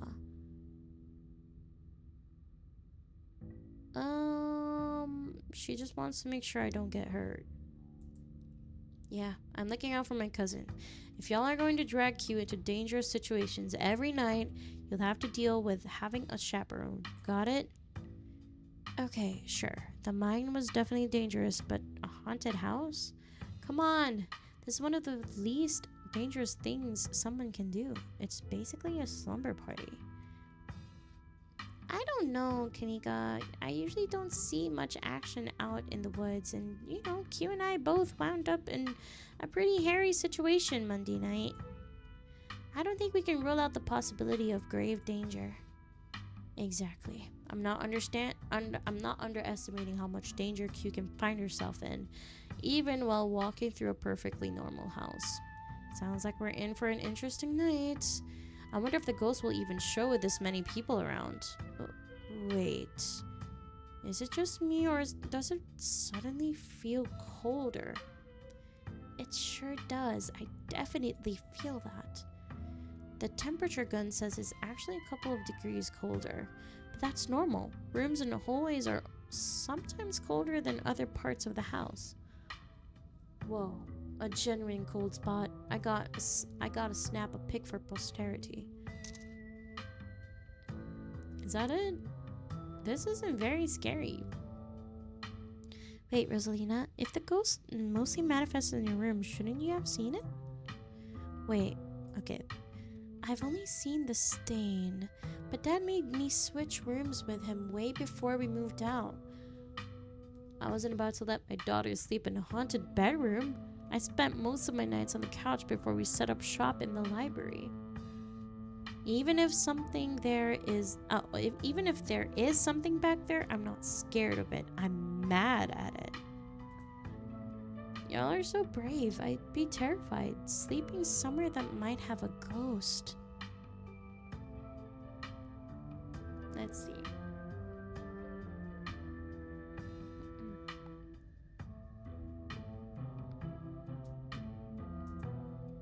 We're wasting our time here. Oscar said the ghost is in Rosalina's room.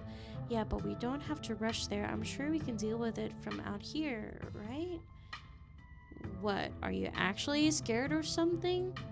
You're an adult with a child. Grow up. Shut it, Tabitha. No one wants your opinion.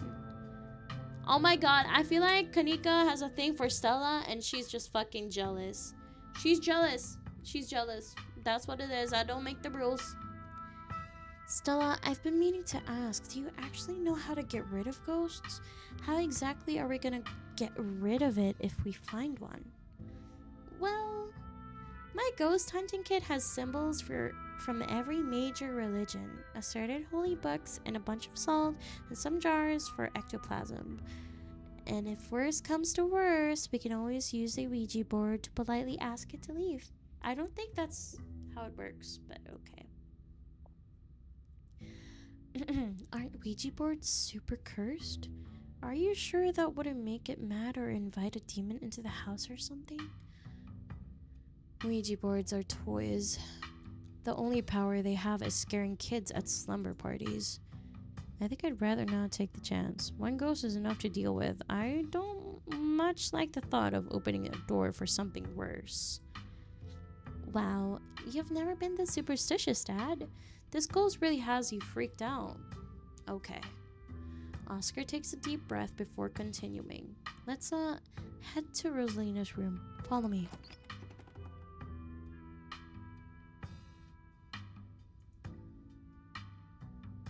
Maybe it's a cute ghost, maybe. Do you want to hug it, Grim? If there is a ghost, do you want to hug it?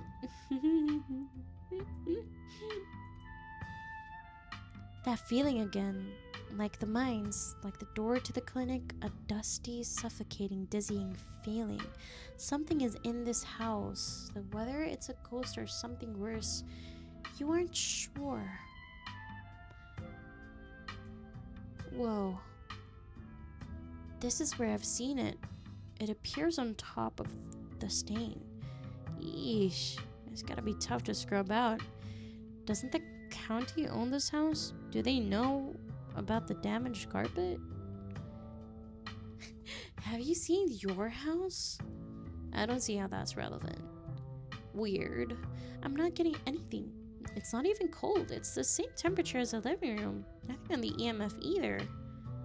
Then your equipment is wrong. The stain is definitely paranormal. I've scrubbed it out too many times to count, and it just keeps coming back. It's just a stain, Dad. Can't we just cover it back up? I don't mind sleeping in here. Let's get scientific about this. If you've scrubbed the stain out with a bunch, maybe that's part of a summoning ritual. I've never heard of a bleach-activated ghost before. Hold on. Yes, but I feel like hugging a ghost might be difficult. It would definitely be difficult because you won't feel anything but cold. Cold air. You don't use bleach to clean a carpet, Tabitha. Whatever. How was I supposed to know that? Not everybody gets to learn how to clean things. If y'all are offering for free carpet cleaning, be my guest. Have you tried tearing up the carpet? It's probably just a rusty pipe leaking through the floor. Are you sure you scrubbed it out?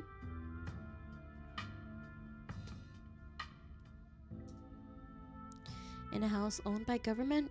Nope.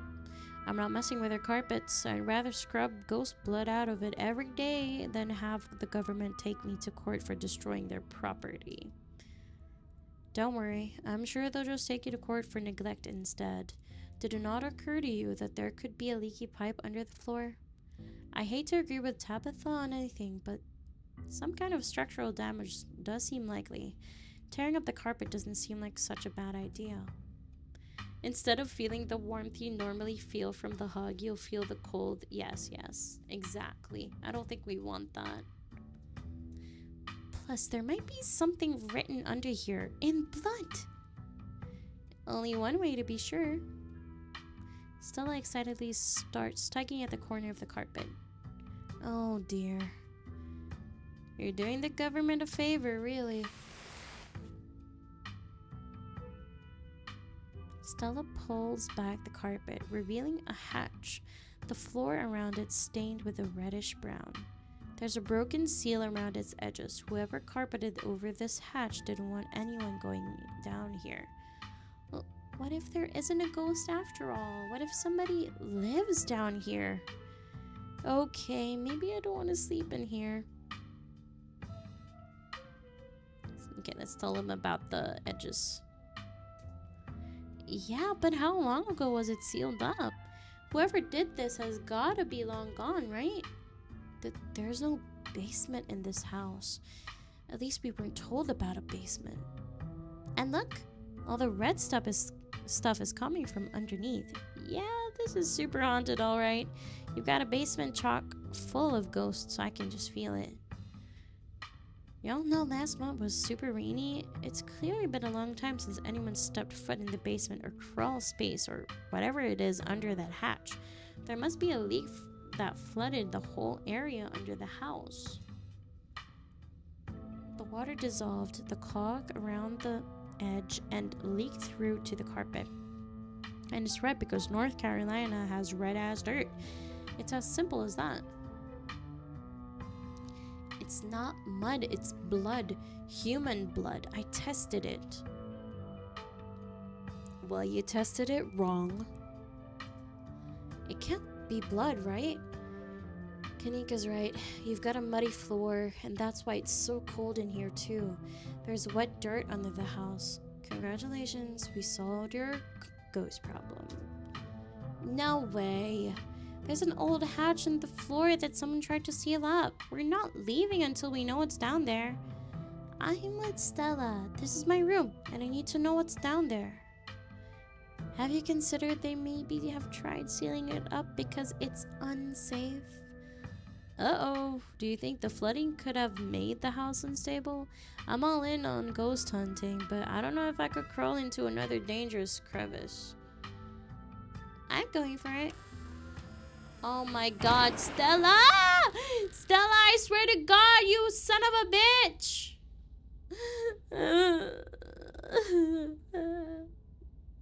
You come. You come. Give me a moment. I don't know why that spooked me. Anyway, let's continue. You come to in Oscar's living room. You can't tell what time it is, and your friends are nowhere in sight. The building feels colder, and there's something about the air that feels wrong. It's stale, with an undercurrent of mold and earth. It makes you feel claustrophobic, as though you're in a coffin, each breath depleting with little oxygen is left. How did we end up back here? Where is everyone? Did we pass out again? Was there a gas leak in the basement or something? Some friend Stella turned out to be. She keeps stitching me. Is faint some kind of weird family thing? It was the ghost. Okay, what the hell is going on? Must be a gas leak. Is fainting some kind of family thing? Is there a genetic condition that I need to be worried about? Nope. Not that I'm aware of. Nothing like this has happened before you got to town. Who knows what sort of nastiness was first festering in that basement? Your cousin marches to the front door and opens it. Well, why does it look like Oscar's house is in front of us?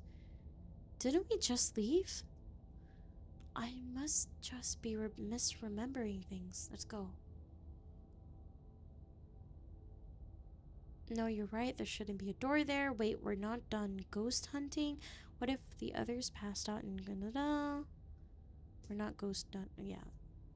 Clearly, everyone else has already left. Or if they haven't, they're passed out further into the house, which means if we go further into the house without our gas masks, we'll all just pass out and suffocate together. Not exactly how I want to end this week. The two of you cross the hallway and open the door. Oh. What the hell is this? Something isn't right. It feels like late summer afternoon. The air is warm and wet, and the scent of flowers drifts on the breeze. What the hell is this? I took a picture of it. Anyway. This. Tabitha, please tell me I'm not the only one seeing that scratchy shadow in the distance.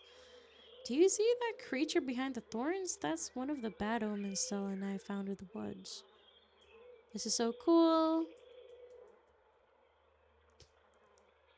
Okay. You're not. What the hell is that thing? Am I having a stroke? Are you having a stroke? Are we both having the same stroke at the same time? Okay. That's one of the bad omens Stella and I have found in the woods. Ew.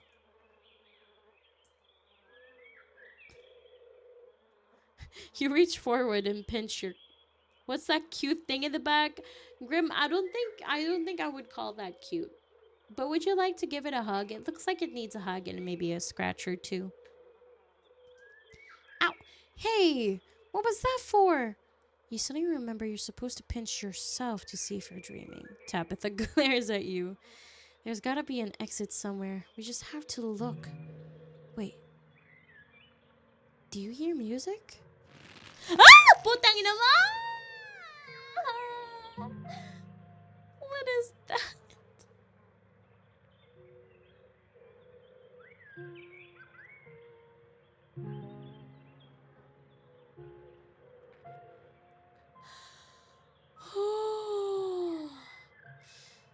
Why did that scare me? Oh, a zombie. The music is not it, y'all. Movement steers as a figure cloaked in shadows rises to attention. Stella? Ooh. Who are you? What are you doing on my property? Huh? Holy shit, Stella, you scared me. Huh? I thought Oscar said the county owned this place. Is this what ghosts are usually like? I thought Oscar's okay. Yeah, Stella, it's us. Quit being weird. Ooh. Did you say Eddie? No one's called me that in a long time. It's Edwardine now. I'm not a child anymore. Edwardine is a weird thing. I meant the sound effects, Grimson. It's creepy. Edwardine? Eddie? You've gotta be kidding me. Okay, let's play along. Alright, Edwardine, can you show us the way out? Don't encourage her. I wish I could say the same. You should have stopped. You should have stayed gone. And you absolutely shouldn't have shown up here of all places. If you're caught, I don't think you should understand what Father might do. I don't think you understand what Father might do. You think she is okay? I don't think she's okay. I don't exactly know what's going on. Maybe she needs a hug. Maybe she needs to go to rest and never show herself to us ever again. Yeah. Okay, so...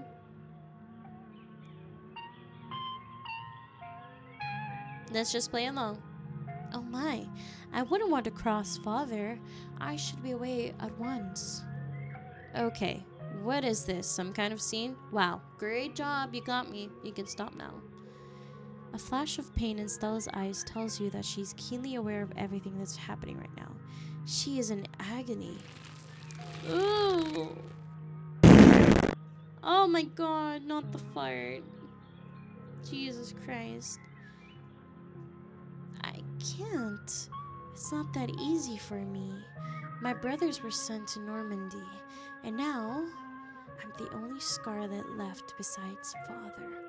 I have responsibilities,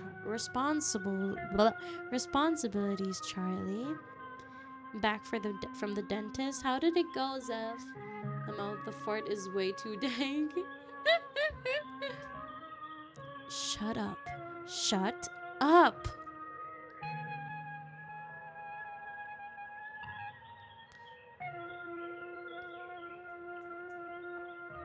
I'm more important than your responsibilities.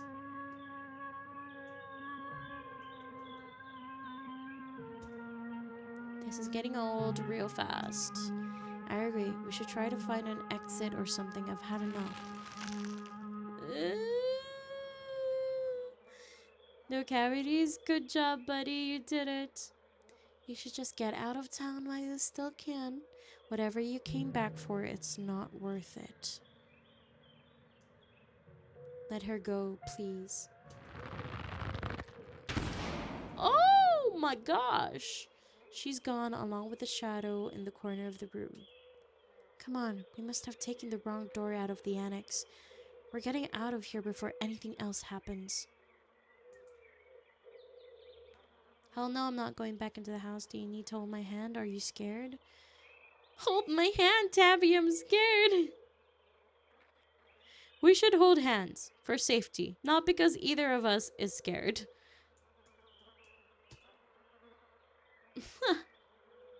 No, the shadow. Take the goat on the left with you. Hell nah. I'm not taking anything from this hellhole. Actually, that might be a good idea, but only because I don't want us getting separated. She takes your hand. Hers trembles slightly in yours. Let's go back, alright? The two of you turn back the way you came. Where did the annex go? Let's try the door. But there can't be anything behind it. It's just standing there. Ignore her, walking forward and reaching the doorknob. Ah! Oh, Jesus Christ. Girl, let's get out of here. Let's go home. Let's go home. Bells ring as a what the fuck is that word? Cacophony rages outside. The door in front of you pulls it. Pulls. Fuck, I can't talk. Okay, I'll hold your hand, Q. Thank you. As figures unseen bang against it, the shaded figure from the garden sits in the corner, ever so slightly more defined. Are you kidding me? This is messed up. We need help. God, please let this go through. Tabitha anxiously taps her foot as she waits for her phone to connect. Hey, it's... What? No, it's Tabitha. Didn't you see the caller ID? Stop interrupting me. Can't you hear what I'm... Your cousin is cut off by the dial tone of a disconnected call. Oh, so many friends out the window and in the pictures. I know. Great. She couldn't hear a word I said. Looks like we're on our own. Ah!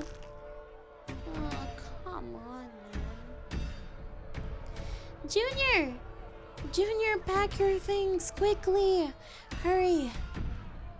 Jesus. Rosalina, you scared the shit out of me. Ugh.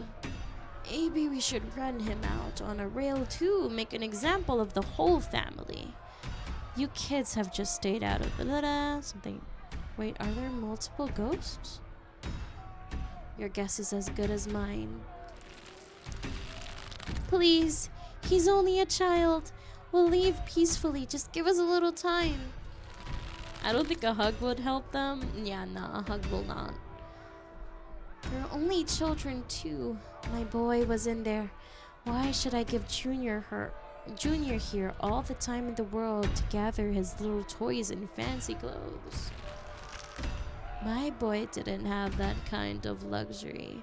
This beat is the same as the one in the mines. Like before we passed out. If you guys remember that. Yeah, it's totally the same. Okay. Oh? Do you have something to say? Do you know something? The old collapse in the Shaw mine, where we were last night. I shouldn't have to put this together for you. Don't listen to him, Charlie. Just keep packing. Looks like the others are on their way. Better hurry, boy, or you and your little dolls here might get burned up. And as for you, lady, what makes you think you're gonna be keeping any of those valuables you're packing in that fine suitcase of yours? Maybe the ghost is trying to tell us something about the collapse. Maybe Charles Shaw wasn't the only one responsible. Our family owns the mine after all. No way we're free from guilt, right? Stuff that happened a century ago is irrelevant. You and I had nothing to do with it. So, you admit that the Scarlets had a hand in the collapse?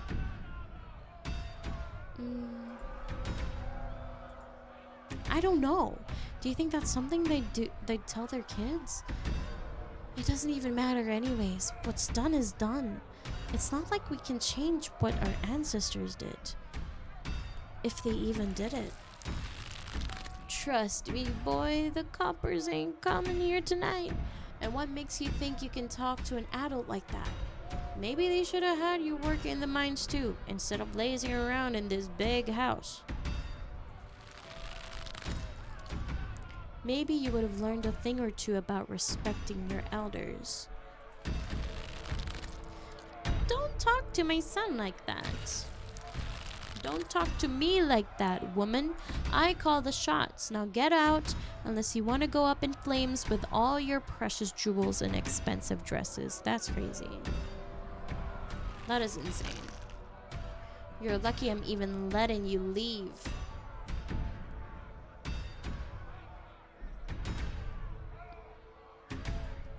He quietly continued listening. It's okay, Charlie. You can make new ones, even better than these. It's good for him.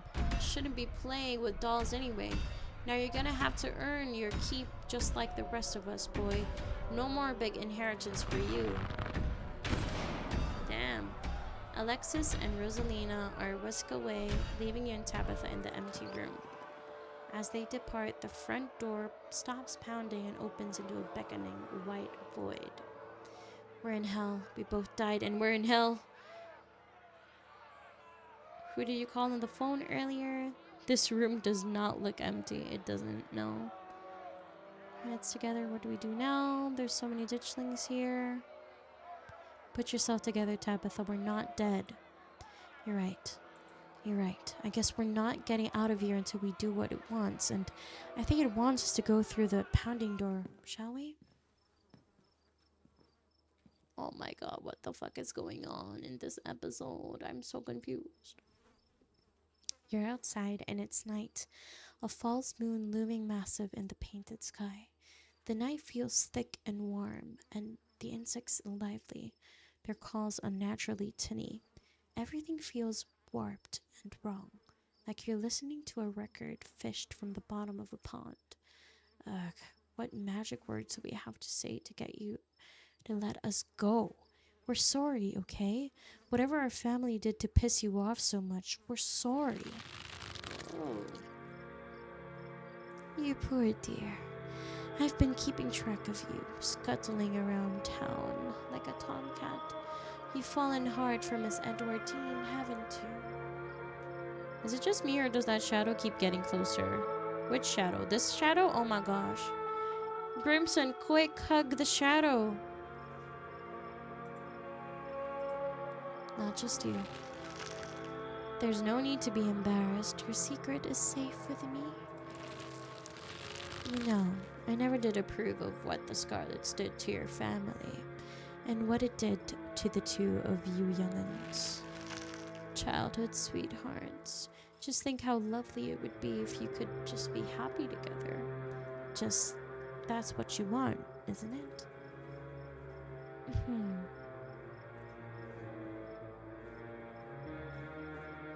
That's all I want. What should I do? Actually, all I want is to get out of this place. Do you have any ideas?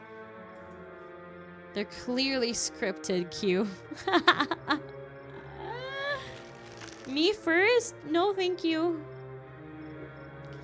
I'm sure by now you've realized the young lady doesn't plan on leaving with you. But it's not for lack of desire, as you well know. It's Enoch. Even if you dragged her over the town limits, his hold over her would make sure neither of you were ever happy again. Just think of what happened to your poor mother and father. Do you want that to be the two of you? Tells me the secret tryst doesn't want. Is the ghost mad because Edwardine and Charlie's romance didn't work out? Pretty pathetic if that's the case. It's not like I'm in a happy relationship, but at least I'm not making it someone else's problem. The powers at work here are stronger than even your love could withstand. You need to break the bonds holding her here. Then you can both go free. No more misfortune, not for you, not for anyone else bold enough to step foot outside the holler. Kanika Mime's handling you something, though her hand is empty. Everything you need to know is on that map. I don't trust whoever this lady is. She's got some kind of ulterior motive. Agreed. Clearly this dude should never have taken whatever she just handed him. Anybody who did is a sucker. That's where you'll find them. You need her there, and be careful. Good luck to the both of you. I hope you get your happiness. And then she's gone. Was she shot too? You trust her, Grimson? I don't trust anyone right now. Tabitha sighs. Okay, let's find the way out. Unless you have any ideas, I don't think there's anything else we can do until we get to the end, or until we die, whichever. Before the two of you can leave, a smell hits you. Sweating, suffocated flesh with a tinge of the saccharine and stomach-churning scent of decay. It's Wayne again.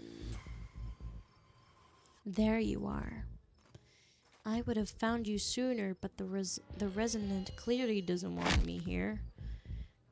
It doesn't seem to have the same issue with these miserable little parasites. Bottom feeders always manage to slip through the cracks, don't they? He doesn't look friendly. He really does not, no. Do we run or do we talk? Let's just run. Hey, wait for me. She joins you, the two of you rushing to get away from Wayne as you run. His words follow you into the bush. What an unfortunate situation you've been dragged into, Q. Why was there no hug option? God. I don't think that girl is any good for you. Stella, was that her name? Seems she's skilled at finding trouble. Maybe I should pay her a visit soon, if she makes it out of here alive. And then silence. Stella. So Wayne is connected to the ditchlings. He knew something about them. I don't know anything about that, and I don't care to find out. But if that gets you to stop engaging him in conversation, then sure. He's connected to the ditchling, and he's super evil and bad, and talking to him will curse you. Or whatever it is those things are supposed to do. The two of you step out of the brush and into a long wooden corridor lined by bottles and rails. A figure rises to attention, blocking your way. I'm afraid he doesn't have long, but if there's anything you need to say to him, I'd say it now. Ooh. As Zane is swept away, the room pulls itself to you and you find yourself looming over a deathbed. Oscar lies in its center, looking pitifully small. I'm sorry, boy. Sorry I let my troubles drive your mama away. And sorry those troubles mean I'm leaving you all alone now. So this is the dad, played by a dad. Looks especially painful, like on an emotional level. Oh, look at the guy outside, y'all. Oh, that's spooky. Spooky, spooky. Even if everyone else could understand what we were saying, I wonder if he can even hear us.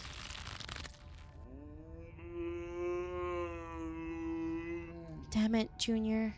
How many times do I have to tell you? I tried to stop it from happening, but that damned snake Enoch went behind my back. I can't open the window. Oh, what bullshit.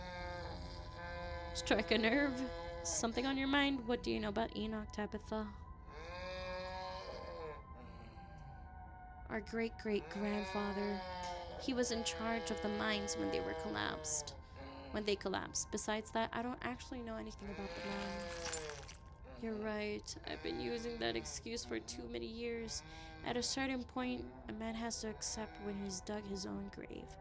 They may have run me out, but they didn't put the bottle in my hand. Still, they destroyed our legacy, boy. Both our names are cursed with that history. I'll be dead and gone soon, but I won't be able to rest. Not until our name is cleared. Not until you can pass on this name. This is my only request, Charlie. Go back there. Tell people the truth. Try to find proof. I don't know what you'll have to do, but please. I know I ain't the best father, but I'm no murderer.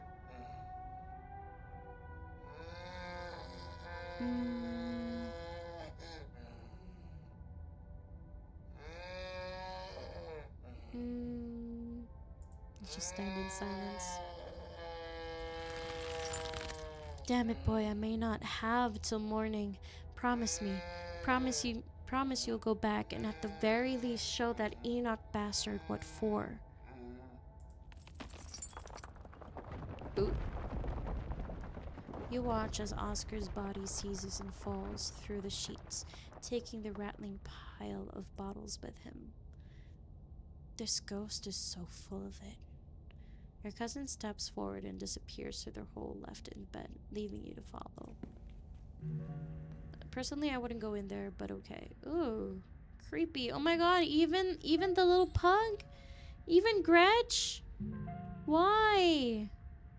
Damn. Chill out.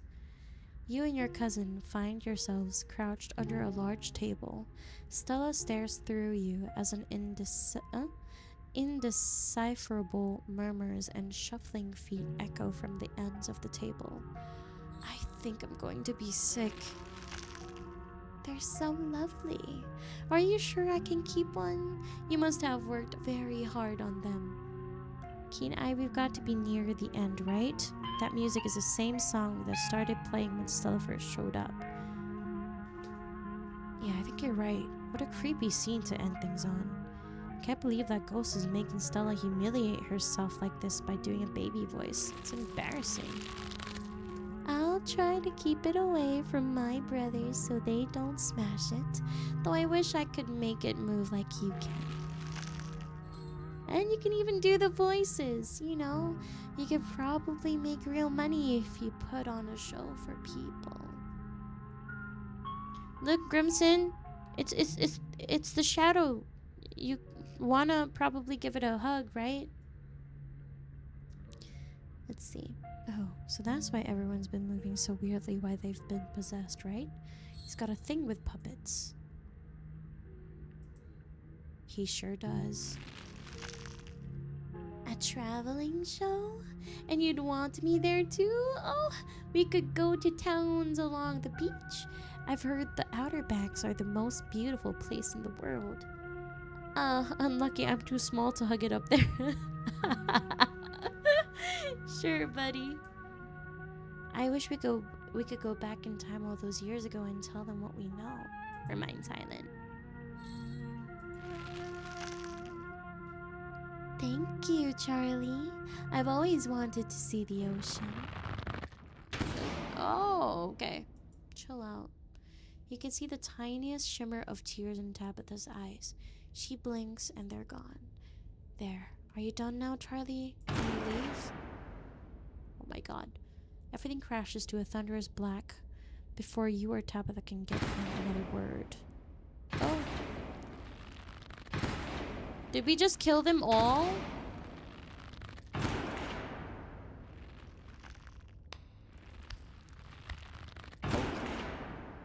Okay. A single spotlight remains illuminating a trapdoor in the center of the stage. You feel drawn to it. You think it's over? I don't think it's over until we go through that trapdoor. Which one of us is going to open it? I'll open it. Sure, fuck it. If we die, we die. It creeps open all on its own. Oh god, this is so much worse than opening it ourselves. You and Tabitha are shoved from behind and tumble through the hatch. Oh, god damn it, there again. It took some digging, but it's there. The map was right. That means there's hope, Eddie. Whatever it is that Enoch did, we can undo it. We can be happy to get...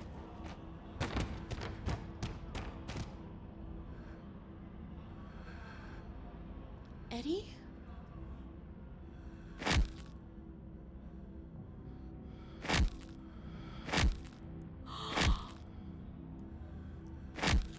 Oh my god. Oh god. I'm so sorry. Your cousin violently heaves into the void, but nothing comes out. There's nothing here. This place is completely empty. Did you see the tear running down her cheek at the end? She was conflicted. I didn't, but that's a good point. This whole thing isn't very fair, you know. We only saw one side of the story. Isn't only one side of the story what the Scarlets have been giving since 1918?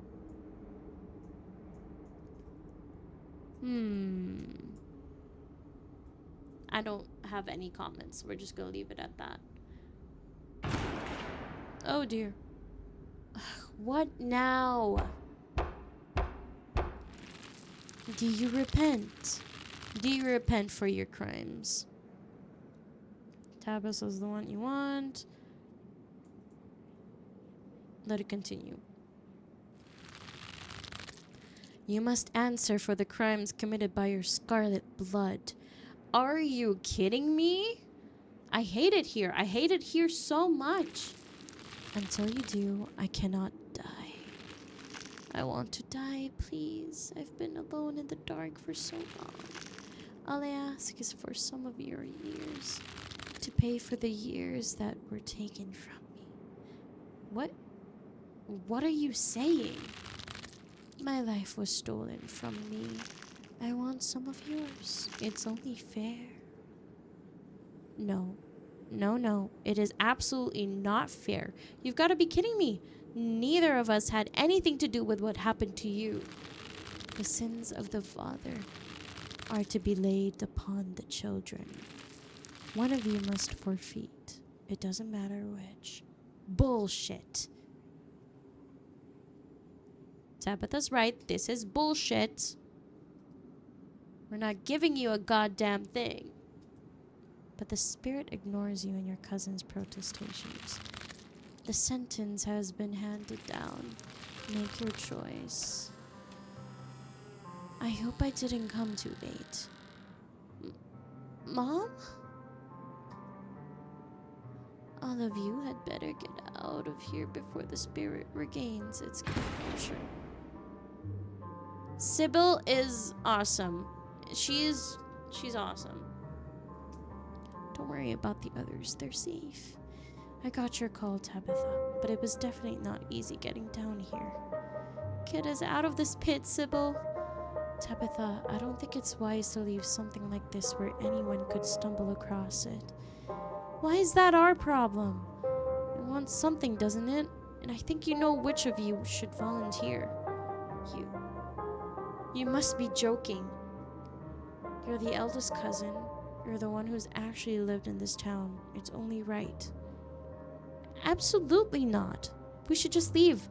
I'm not giving in to the demands of some dead guy. Never mind. She's not awesome anymore.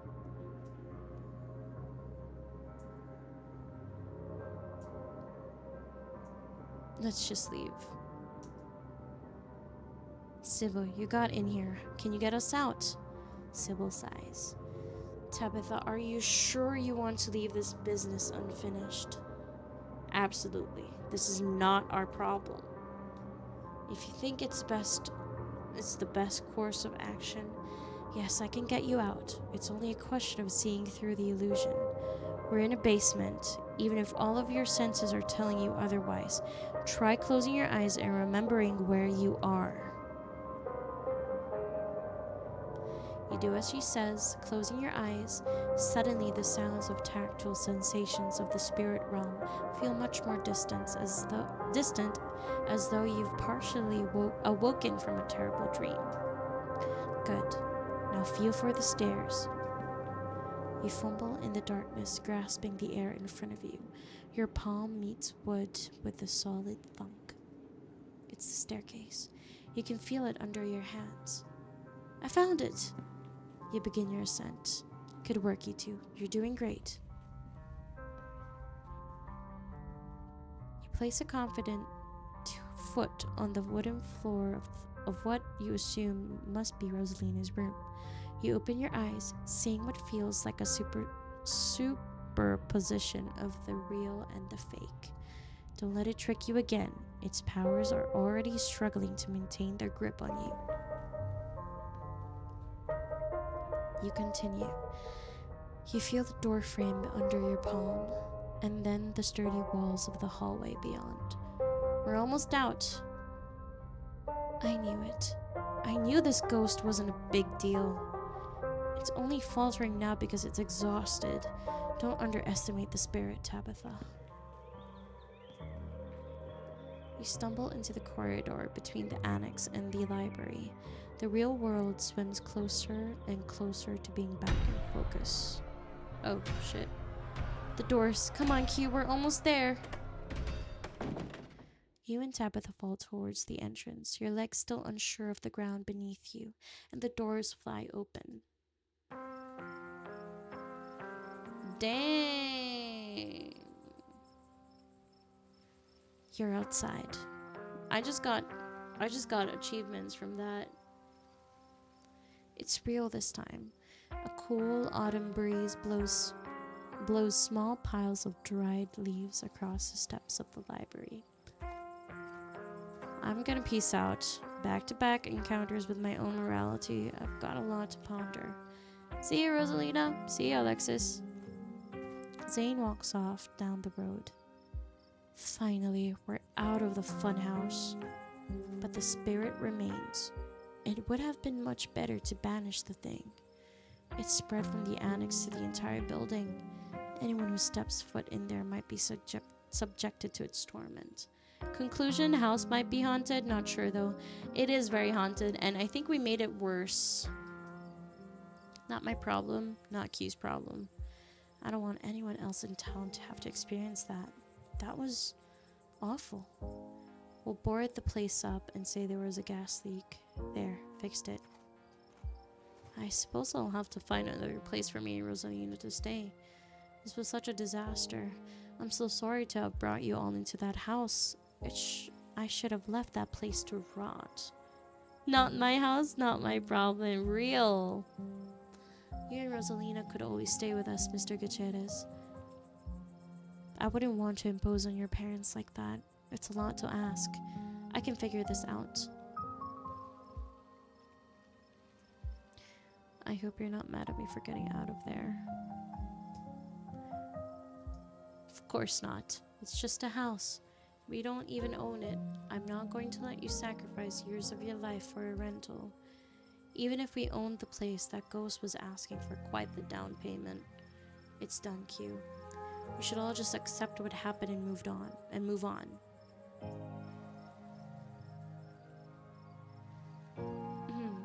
Let's see. Is there room at the estate? Your cousin grumbles. I don't usually do this kind of thing. The properties we own are for the miners, but there is a house that's vacant right now that might be suitable. You know, the old Maxwell place? What? You can't be serious. That place is falling apart. Can't you let them stay in the house that you showed me this morning? Don't bring it up. It's her safe place. I don't want to be that person.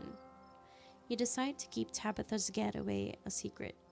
Look, I'll tell you what, I won't even make you pay rent for the first month. Consider it a repayment for not literally giving up my soul to get rid of a ghost that wasn't causing any problems until the two of you lived here. That's funny, I thought it was your family that pissed off the ghost. Your cousin furiously pulls out a keyring before picking one off and handing it to Oscar. Thank you. This really means a lot to me and Rosalina. Now, if all of you don't mind, I'm going to go home. I think I've had enough social interaction for a lifetime tonight. Finish up whatever you have to do here. I'll wait by the car. Tabitha doesn't wait for you to respond, pushing past you and heading towards the car. To think that ghosts are actually real. I mean, I know we don't have any hard evidence on us, but we all vividly experience the same thing. Stella's got to be over the moon right now. Where is Stella? I kind of thought she'd be excitedly rattling off theories by now. Oh, she's just standing there, by herself. That isn't like her.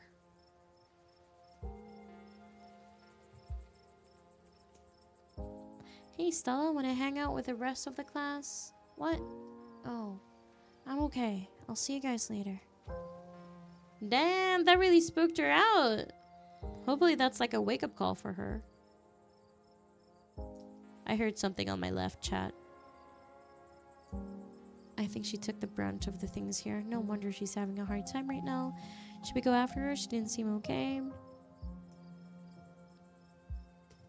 Stella. I think she just needs time to herself. Stella's never been the kind to share her burdens, and I doubt that'll change just because somebody goes chasing after her. If anything, I'd just make her clam up even more, sorry. She's a strong girl. She'll be okay. I'm honestly surprised she and Zane are the only ones heading out right now. You've all been through something awful, and each and every one of you needs rest. Especially you, Kanika. We don't want that cold of yours to get any worse. God, what a disaster this whole night has been. I had no idea it would turn out like this. I'm so sorry, everyone. Stop apologizing, Dad. We're the ones who don't have a house anymore. You don't even have the library now. There was another carving in there. It ran into Wayne in one of the rooms and he vaguely... Okay. Wait, are you serious? That creep threatened her? Should we be worried about her?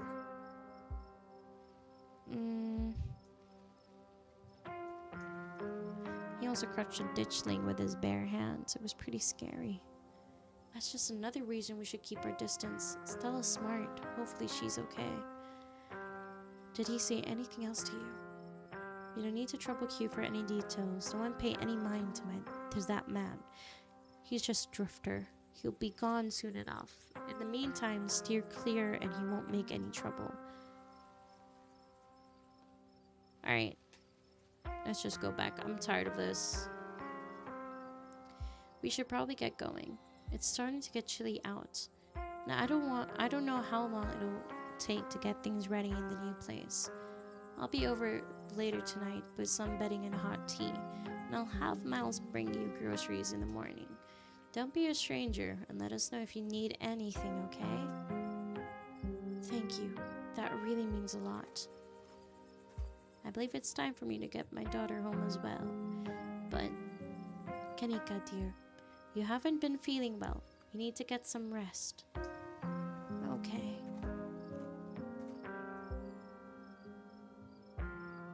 Okay.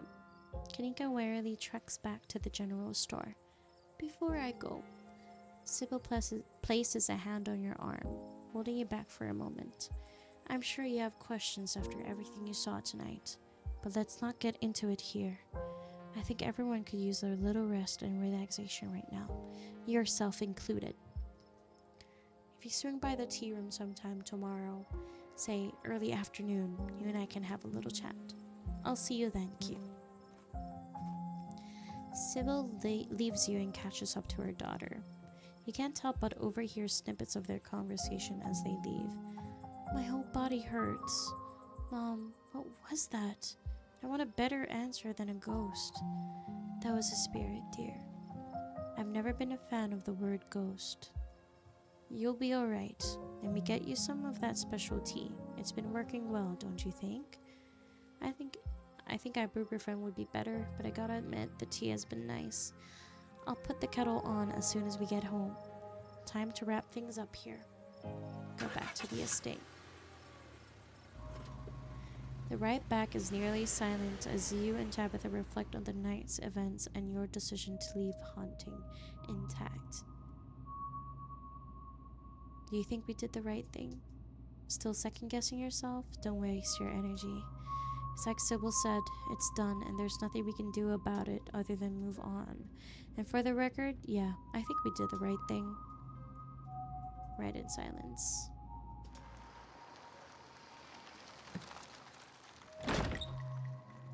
You're back inside. After the events of this evening, the howling winds and unsteady creaks of the estate almost feel like a warm welcome. Well, we're back. I want to talk about Wayne. Really talk. I want to talk about Wayne. Okay. Your cousin's eyes. What do you want to know? You really don't want me talking to him. What does he know that you're afraid I'll find out? I just know him. Please trust me when I say he's bad news. So Wayne's a he now? Back in the ghost realm, he was an it. Oh, oops. Does it really matter? I was scared in there, and right now I'm so exhausted I can barely think straight. Who cares if Wayne is a he or an it anyways? Either way, he's bad news and you'd better steer clear. Why is he following me? He's a creep stalking his ex's cousin. Oh, they dated! Not Pearl Ann. Okay. All the more reason to not talk to him. He's a different man now. Stay away from him. Why is he all gross? He's sick or something. Probably part of why he's such a creepy weirdo now. I don't know if it's contagious, but I wouldn't rule it out. So don't go near him. Let's just leave it at that. What's gonna happen to the library? It'll stay boarded up until the real ghost hunter comes in or something. Or maybe Charlie will just get fed up and disappear. I don't know how ghosts work, and it's not our problem now anyway. The important thing is we both got out of there, and even though everybody got banged up, nobody died. I even I won't even charge Oscar and Rosalina much rent for the old Maxwell place out of the kindness of my heart. I'm sure they'll find something soon. Before I forget, word on the street is that your miners are planning a strike. Okay. What? Who told you this? My sources are confidential. If you want good info, they'll stay that way. Fine, fine. I knew that's what they were ramping up to. But they're bluffing. They value your paychecks too much to take on that kind of risk. Thanks for the heads up, though. It means a lot. How did you know to call Sybil? Who else would I have called? The cops? I don't know. Jeez. I believe you've seen their competence on full display. Besides, I'm sure you've heard the old woman talk. If anyone in this town would have known how to deal with ghosts, it would be her, right?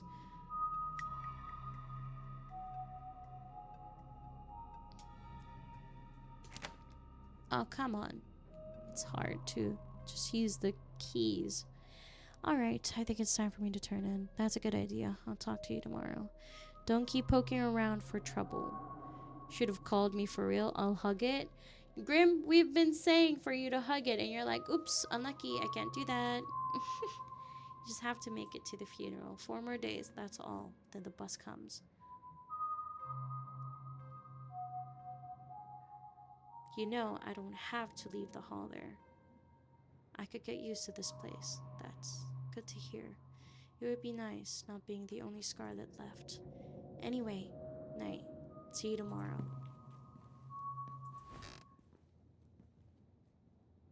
You don't even notice yourself entering the guest room and falling into bed. Suddenly you're just there, buried under your family's musty covers. It's Wednesday night. Nearly half a week has passed since you first arrived in town, and a little over half a week remains until the bus comes to take you home. The spirit of Charles Shaw Jr. now commands the entirety of City Hall, a swirling void of wrath and despair that the people of this town will have to learn to ignore. Disaster looms its tallest yet over Scarlet Hollow. Ooh. Ugh. Oh my god, what's going on? That is crazy. Oof. There's some changes to it too.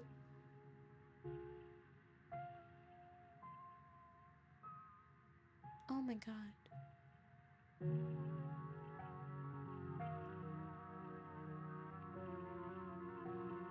Ew, what is that?